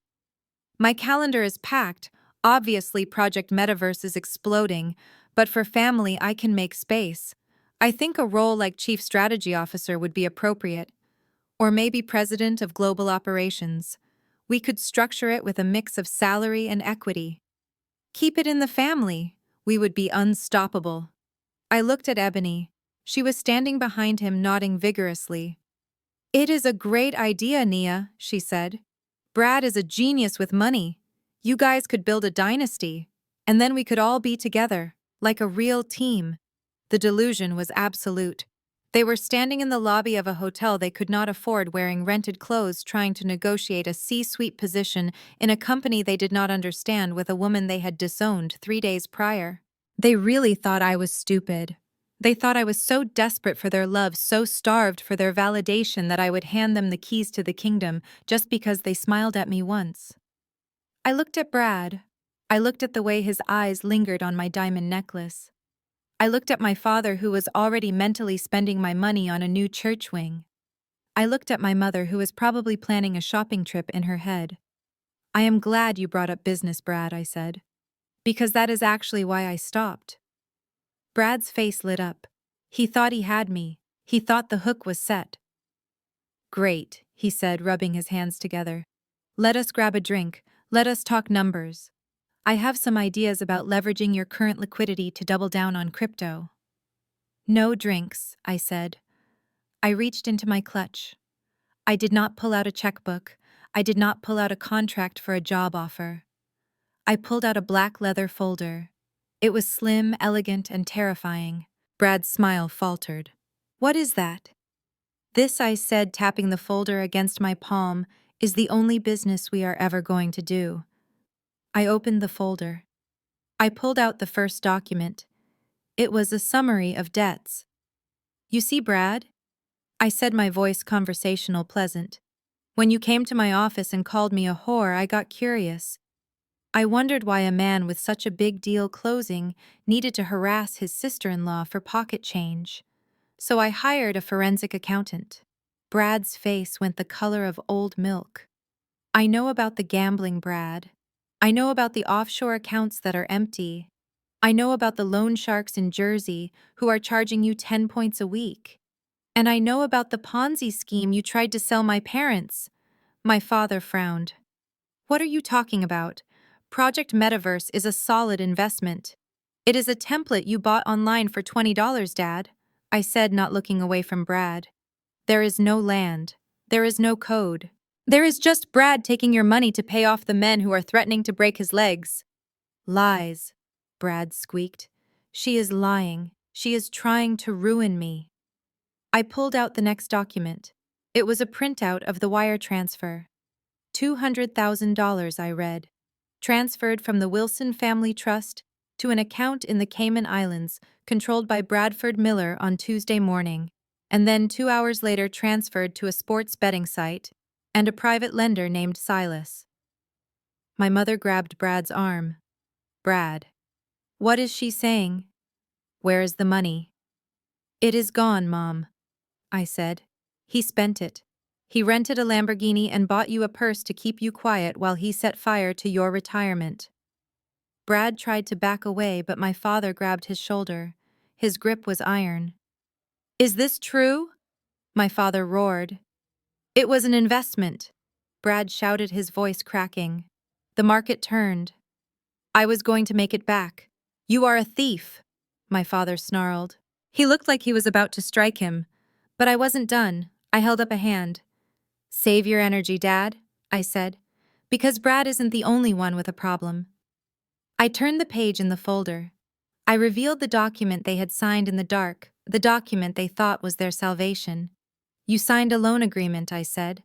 A hard money loan. $200,000. Collateralized by the house and the dry cleaning business. High interest. Immediate default clauses. We had to, my father said, his eyes darting between me and Brad. To fund the investment. Yes, I said. And do you know who bought that note? Do you know who holds the paper on your house right now? They stared at me. The silence in the lobby was deafening. The fountain seemed to roar. Brad looked at the folder. He looked at me, and for the first time he understood. No, he whispered. You didn't. I smiled. It was the smile of the executioner. I did. I closed the folder with a snap. I bought the debt, Dad. I am the lender. I own the mortgage. I own the shop, and according to the terms you signed, because the funds were used for illicit purposes, you are in default as of yesterday. My mother grabbed the counter of the concierge desk to steady herself. You own the house. I own everything, I said. And we are not talking about feelings anymore. We are not talking about family. We are not talking about repentance. I took a step forward and they all took a step back. We are talking about debt. And I am here to collect. I opened the black leather folder, completely laying it flat on the concierge desk, like a coroner preparing to perform an autopsy. The marble surface was cold under my fingertips. I looked at Brad, whose face had gone from the flush of arrogance to the pallor of a dead fish. He was sweating so profusely that his cheap hair dye was starting to run down his temple in a thin, inky stream. You want to know where the money went, Mom? I asked, not looking at her. I pulled out a spreadsheet color-coded in red. It was a forensic trace of the funds they had wired to Brad just 48 hours ago. Here it is. $200,000. Gone. My mother made a sound like a wounded animal. Gone. What do you mean, gone? It is in the investment account. Brad said it was locked in for the initial coin offering. It was never in an investment account, I said, sliding the paper toward her. It went to a shell company in the Cayman Islands. And from there, it went to 3 places. I pointed to the lines on the sheet. 50,000 to a crypto gambling site called LuckyBit. 75,000 to a private lender in New Jersey named Silas, who I assume is the man threatening to break Brad's kneecaps. And the rest, I looked at Ebony. She was clutching her new Louis Vuitton bag so hard her knuckles were white. The rest went to a luxury rental car agency and the Neiman Marcus at Oakbrook Center. You are wearing your retirement fund, Ebony. That dress, that bag. That is Mom and Dad's equity. That is the dry cleaning business. That is the roof over their heads. Ebony looked down at her dress as if it had suddenly caught fire. She dropped the bag. It hit the floor with a heavy thud. It is a Ponzi scheme, Dad, I said, turning to my father. There is no metaverse. There is no land. Brad has been paying off old investors with new money for 2 years. And when he ran out of strangers to scam, he came for you. He cannibalized his own family to keep the lights on for 1 more week. My father looked at Brad. The betrayal in his eyes was absolute. He had worshipped this man. He had elevated him above his own daughter because Brad fit the image of success he so desperately craved. And now he realized he had bet the farm on a con artist. You stole from me, my father whispered. His voice was shaking. I trusted you. I gave you everything. I didn't steal it. Brad screamed, his voice cracking. It was a loan. I was going to make it back. The market just crashed. I just needed more time. You don't have time, I said. And you don't have the money. I turned the page in the dossier. This was the moment. This was the kill shot. But the money isn't the worst part, I said softly.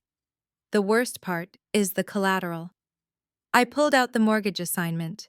The document was stamped and notarized. It was ironclad. You signed a hard money loan, Dad. High interest, short term, callable on demand if the lender suspects fraud or misuse of funds. My father was breathing hard, his hand clutching his chest. We can pay it back, he stammered. We just need to sell the business. We have savings. You don't have savings, I corrected him. You gave your savings to Brad 3 months ago. I saw the bank records. And the business. It is already leveraged. This loan was the last straw. You are overextended, Marcus. You are insolvent. I picked up the document and held it up so he could read the header. Lender Chimera Holdings, LLC. He squinted at it. I don't know who that is. Yes, you do, I said. I reached into my purse and pulled out a business card. It was black with gold lettering. Nia Wilson, CEO. Chimera Holdings. I dropped the card on top of the mortgage deed. I am Chimera Holdings' dad. The silence that followed was heavy enough to crush bones. My mother stopped breathing. Ebony let out a small, high-pitched whimper. Brad looked like he was trying to calculate the distance to the exit.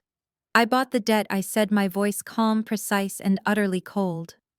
I bought the note from your predatory broker this morning. I own the paper on your house. I own the lien on the dry cleaning shop. I own every brick, every shingle, and every blade of grass at 42 Maple Street. My father staggered back. He grabbed the edge of a velvet chair to keep from falling. You own my house. It is not your house anymore, I said. It is my asset.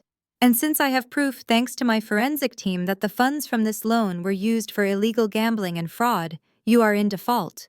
Effective immediately. I took a step toward him. He looked small. He looked old. The giant who had terrified me my entire childhood was gone, replaced by a foolish old man who had been outsmarted by his own prejudices. Do you remember Tuesday night, Dad? I asked. Do you remember what you said to me? You told me to get out. You told me I wasn't your daughter because I wouldn't give you money. You kicked me out of the home I grew up in. I leaned in close. I wanted him to see the fire in my eyes. Well, now I am the landlord, and I have a very strict policy against tenants who assault me. I pulled a folded piece of paper from the back of the folder. It was a notice to vacate. You have 30 days, Marcus. 30 days to pack your boxes. 30 days to find a new place to live. And since you have no credit, no savings, and a mountain of debt, I suggest you start looking for a very small apartment. Maybe Brad can let you sleep in the Lamborghini before he has to return it. My father made a choking sound. His face turned a terrifying shade of gray. He clutched his chest with both hands, his knees buckling. My heart, he gasped. Beatrice. My heart. He slumped into the chair, gasping for air. It was a mild angina attack brought on by the shock of his own hubris. I had seen him do this before when the church deacon board voted against him. It was real pain, but it was also theater. My mother shrieked. She looked at him, then at me, and then her eyes rolled back in her head. She swooned, collapsing onto the carpet in a heap of taffeta and fake pearls. It was a perfect faint. Too perfect. She made sure to land on the thick rug, not the marble. Mom, Dad, Ebony screamed, dropping to her knees beside them. Nia, look what you did. You are killing them. Help them. Call 911. I looked down at them, my father gasping and clutching his chest. My mother playing dead on the floor, my sister wailing like a banshee. I didn't move. I didn't reach for my phone. I didn't kneel. I stepped over my mother's legs. I walked past my father's chair. I am not calling anyone, I said. You wanted independence. You wanted to cut me off. Consider it done. You can handle your own emergencies. I walked toward the revolving doors. Behind me, the chaos was escalating. Hotel staff were rushing over. Guests were staring. But I didn't look back. And then the sound of sirens cut through the night air. Blue and red lights flashed against the glass of the hotel entrance. I stopped and smiled. I hadn't called an ambulance. I had called the FBI. The doors burst open and 6 agents in windbreakers marched into the lobby. They weren't looking for a heart attack victim. They were looking for a white-collar criminal. They walked right past me. They walked right past my parents on the floor. They walked straight to Brad, who was trying to blend into the wallpaper. Bradford Miller, the lead agent, barked. Brad tried to run. He actually tried to bolt toward the kitchen, but he tripped over his own feet and went down hard. 2 agents were on him instantly. I watched as they hauled him up. I watched as they slapped the handcuffs on his wrists. The metal clicked shut with a sound that was sweeter than any music. You are under arrest for wire fraud, securities fraud, and money laundering, the agent recited. Brad was screaming. Ebony was screaming. My father was moaning. My mother miraculously woke up from her faint to start wailing. I stood in the doorway, the cool night air hitting my face. I watched them dragging Brad away. I watched my family disintegrating into a pile of rubble. I checked my watch. 9 p.m. I had a reservation for a late dinner at a steakhouse with my team. We had a merger to celebrate. I turned my back on the wreckage of the Wilson family and walked out into the city. I was an orphan now, and I had never felt so rich. The metal cuffs clicked shut on Brad's wrists with a finality that echoed through the marble lobby of the Palmer House Hilton. It was a sound I would remember for the rest of my life, sharper than the clinking of champagne glasses, louder than the applause that had greeted me on stage. The FBI agents were efficient, their movements practiced and devoid of emotion. They pulled Brad to his feet, handling him not like the financial visionary he pretended to be, but like the common criminal he was. "You cannot do this!" Brad shouted, his voice cracking into a high-pitched squeal of panic. "I know my rights. This is a misunderstanding. I need to call my lawyer." You do not have a lawyer, Brad, I thought. You have a public defender in your future. One of the agents began reading him his rights, the Miranda warning cutting through the stunned silence of the hotel lobby. You have the right to remain silent. Anything you say can and will be used against you. Ebony found her voice then. She did not look at her husband, the man who had lied to her and spent her future on rental cars and gambling. She looked at me. Her face was twisted into a mask of pure distilled hatred. "You did this!" she screamed, lunging toward me. A hotel security guard stepped in front of her, blocking her path with a raised hand. "You ruined us.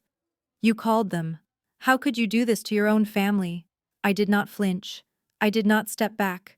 I did not defraud investors. "Ebony," I said, my voice cutting through her hysteria. "I did not steal $200,000 from our parents. I did not forge loan documents. Brad did that. I just turned on the lights." "You are evil," she sobbed, collapsing against the concierge desk as the agents began marching Brad toward the exit. "You are jealous and you are evil. We were going to be happy. We were going to have everything. You were going to be homeless in 3 months when the loan sharks came to collect," I said. "At least in federal prison, Brad will have a roof over his head." My parents were still on the floor, huddled together like survivors of a shipwreck. My father was clutching his chest, his breathing ragged, but the medical emergency had clearly passed the moment the handcuffs appeared. Now he was just a man watching his legacy dissolve. He looked at Brad being hauled away, then at me standing untouched in my emerald gown. The cognitive dissonance was breaking him.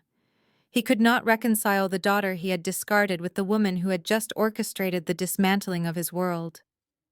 As the automatic doors slid shut behind the agents and Brad, the silence returned to the lobby. But it was not peaceful. It was the heavy, suffocating silence of a judgment rendered. I turned and walked out the side exit to my waiting car. I did not offer them a ride. I did not offer them money for a cab. They had to figure it out. That was the lesson they had tried to teach me for years. Now they could learn it themselves. The fallout was swift and brutal. By the time the sun rose over Chicago the next morning, the news had spread from the business pages to the community gossip mills. The arrest of a local businessman at the Entrepreneur of the Year gala was juicy enough, but the involvement of Deacon Wilson's son-in-law made it a scandal of biblical proportions. I did not have to lift a finger to spread the word. The church choir network was more efficient than fiber optic cables. By 9 a.m. on Sunday, everyone at Greater Hope Baptist Church knew that Marcus Wilson had bet the family fortune on a fraudster and lost. They knew he had tried to shake down his own daughter from the pulpit. They knew the police had been involved. My father went to church that morning. It was a mistake. He thought he could brazen it out. He thought his title and his years of service would shield him. He walked into the sanctuary wearing his best suit, his head held high, expecting the usual deference. Instead, he was met by the senior pastor and the entire board of deacons standing at the entrance to the nave. They did not let him pass. Brother Wilson, the senior pastor, said, his voice sorrowful but firm, "We need to speak in my office." I was not there, but Mrs. Gable, the usher, who had once seated me in the front row, told me everything later. She said the meeting lasted 10 minutes. She said my father shouted about loyalty and betrayal. She said the board presented him with the police report regarding the misuse of funds and the association with known gambling syndicates. A deacon must be above reproach, the pastor had told him. You have brought scandal to this house. My father walked out of that office stripped of his title. He was no longer Deacon Wilson. He was just Marcus, a man who had been conned by his own greed. He walked past the congregation, past the people who used to look up to him, and they turned their faces away. The shame was absolute. It was the social death he had always feared more than physical death. But the financial death was happening simultaneously.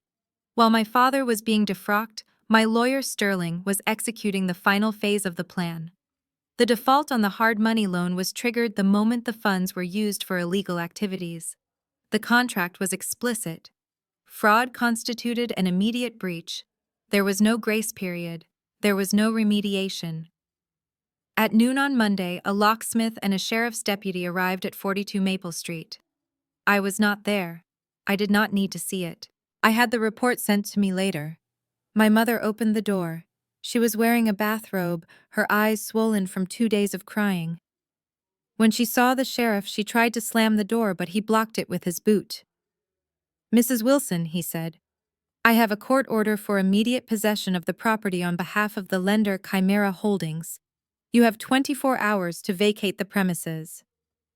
24 hours, she shrieked. "You cannot do this. We have lived here for 30 years. My daughter will stop this. Call Nia. She owns the company." The sheriff looked at his paperwork. "The owner of record is Chimera Holdings. They have instructed us to secure the property. You need to start packing, ma'am, or we will pack for you." They spent the next day frantically throwing their lives into garbage bags. Ebony was there helping them, her designer clothes stained with sweat and dust. They did not have money for movers. They did not have money for a storage unit. They had to take only what they could fit into my father's sedan and Ebony's leased SUV, which was likely next on the repossession list. They called me. Of course they called me. My phone logged 47 calls in 3 hours. I did not answer a single one. I sat in my office watching the stock ticker for Aurora FinTech, which had jumped 12% since the gala. I was making millions while they were fighting over who got to keep the blender. The locksmith changed the tumblers on the front door at exactly noon on Tuesday. The sheriff placed a neon orange sticker on the front window. Property seized. No trespassing. My parents stood on the sidewalk surrounded by black trash bags filled with clothes and photo albums. The neighbors, the people they had tried so hard to impress for decades, watched from behind their curtains. There was no dignity in it. There was no grace. It was just the ugly, raw reality of consequences catching up to bad decisions. They had no place to go. Brad was in a holding cell, unable to make bail because his assets were frozen, and his family had finally realized he was a liability. The luxury rental had been towed. The dream of the mansion in Oak Brook was dust. They ended up at the Starlight Motel on the edge of town, a place known for hourly rates and flickering neon signs. It was the only place that would take cash and didn't ask for a credit check.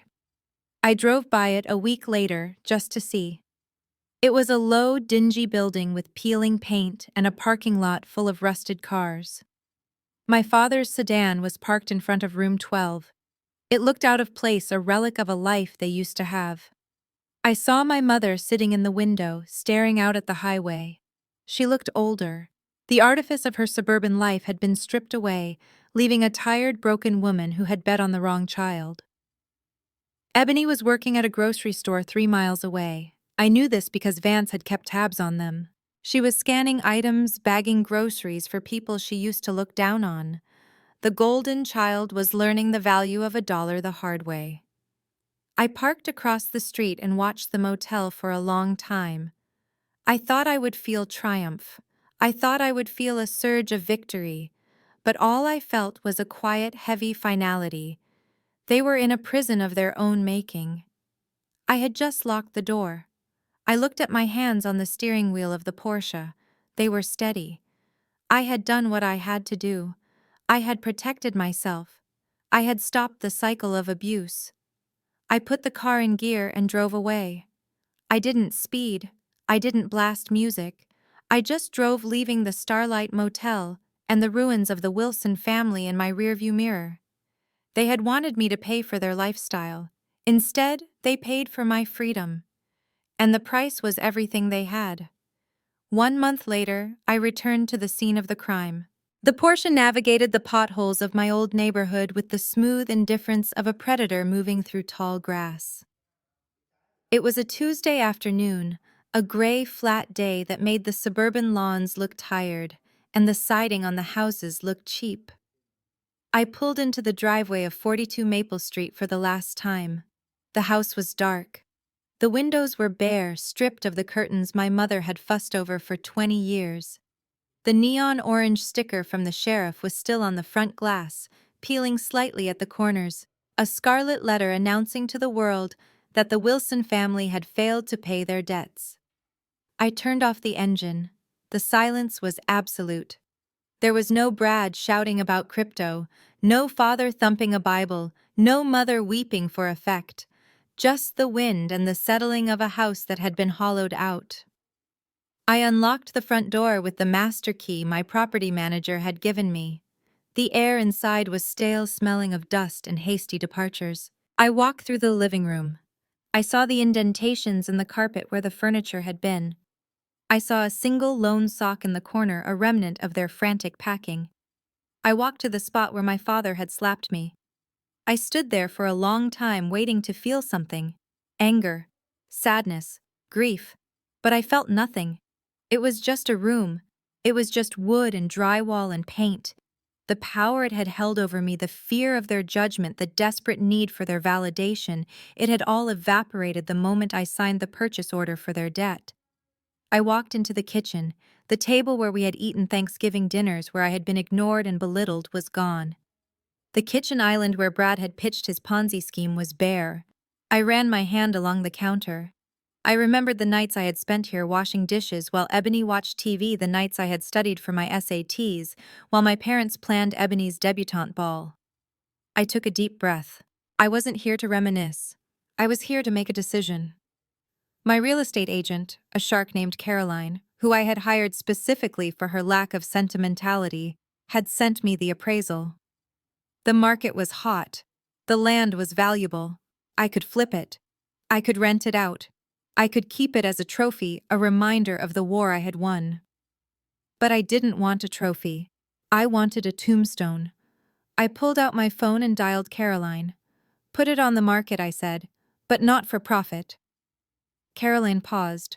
What do you mean, Nia? I want to sell it, I explained, walking through the empty dining room. And I want 100% of the proceeds to go into a trust.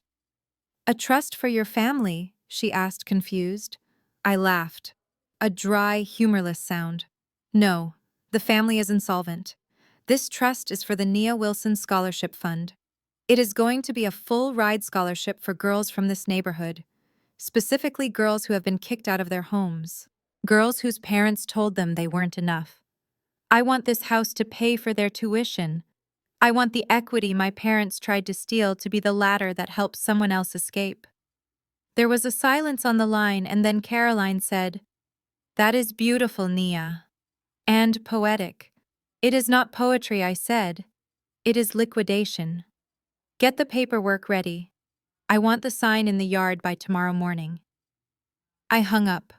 I walked out the back door into the garden. The weeds were already starting to take over my mother's prize rosebushes. Nature was reclaiming the space, erasing the order they had tried so hard to impose. I stood there for a moment looking up at the sky. I felt lighter. The house wasn't an asset anymore. It was just inventory. And I had just cleared the books. I walked back through the empty shell of my childhood, locking the front door behind me. I tossed the keys into the center console of the Porsche. It was done. As I started the engine, my phone rang. I looked at the screen. It was an unknown number. A prepaid burner phone likely bought with cash at a convenience store. I knew who it was. I had been expecting this call for 30 days. I let it ring 3 times. Then I answered. Hello. Nia. The voice was thin, reedy, stripped of all its former power. It was my mother, Beatrice. Hello, Mother. There was a ragged intake of breath on the other end. Oh, thank God. Thank God you answered. We didn't know if you would. We didn't know if you changed your number. I haven't changed anything I said. I am exactly where I have always been. Nia, please. She wept. Her tears sounded different now. They weren't the manipulative tears of the church service. They were the terrifying, raw tears of a woman who was sleeping on a mattress with bedbugs. We are at the Starlight. It is awful, Nia. It is cold. There are people here. Bad people. Your father is sick. He ran out of his heart medication and we don't have insurance anymore. Ebony is working double shifts, but it is not enough. We are hungry, Nia. I listened. I looked out the windshield at the house they used to own. I am sorry to hear that, I said. My voice was polite, distant, like I was talking to a stranger who had dialed a wrong number. We need help, she begged. We just need a little help. Just enough to get an apartment. Just enough to get Brad a lawyer. He is falling apart in there, Nia. He says they are going to hurt him. Brad is where he belongs, I said. And you are where you chose to be. How can you say that? She cried, a flash of her old indignation breaking through the desperation. We are your family. We are your flesh and blood. How can you sit in your penthouse and let us rot? Does your conscience not eat you alive? My conscience is clear, Mom, I said. I paid my debts. I worked hard. I built a life. You had a house. You had a business. You had a retirement. You gambled it all on a liar because you liked the way he looked in a suit better than you liked your own daughter. You bet against me, and you lost. Nia, please, she whispered. Just a few thousand, just to get us through the month. We learned our lesson. We know we were wrong. I looked at the dashboard of my car. The gas tank was full. The engine was purring. I had a meeting with my investment team in an hour. I had a date on Friday with a man who knew who I was and didn't ask for a dime.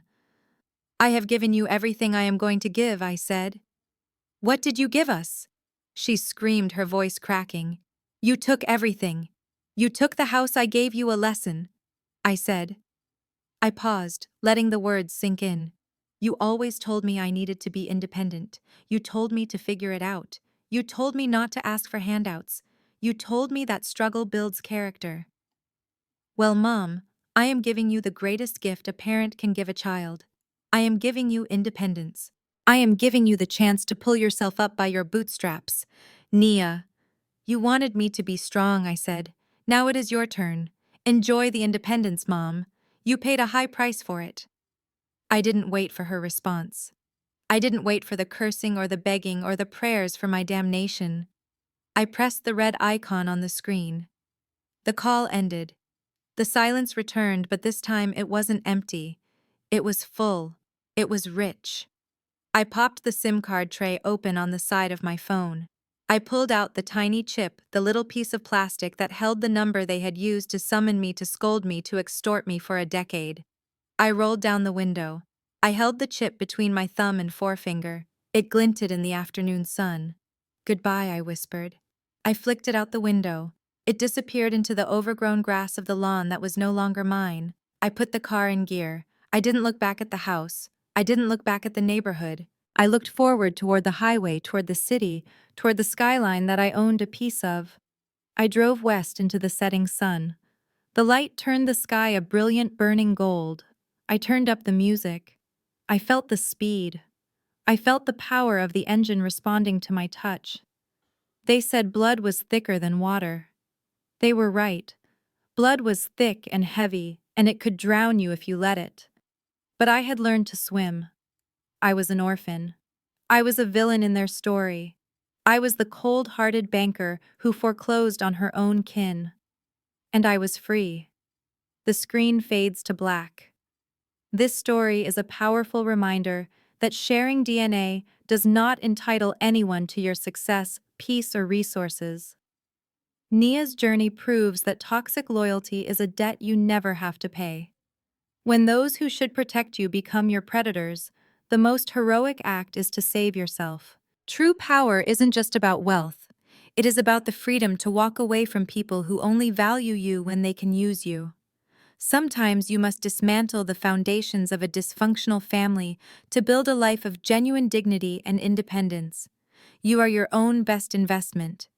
If Nia's absolute victory gave you the satisfaction you needed today, smash that like button and subscribe for more stories where the underdog takes it all.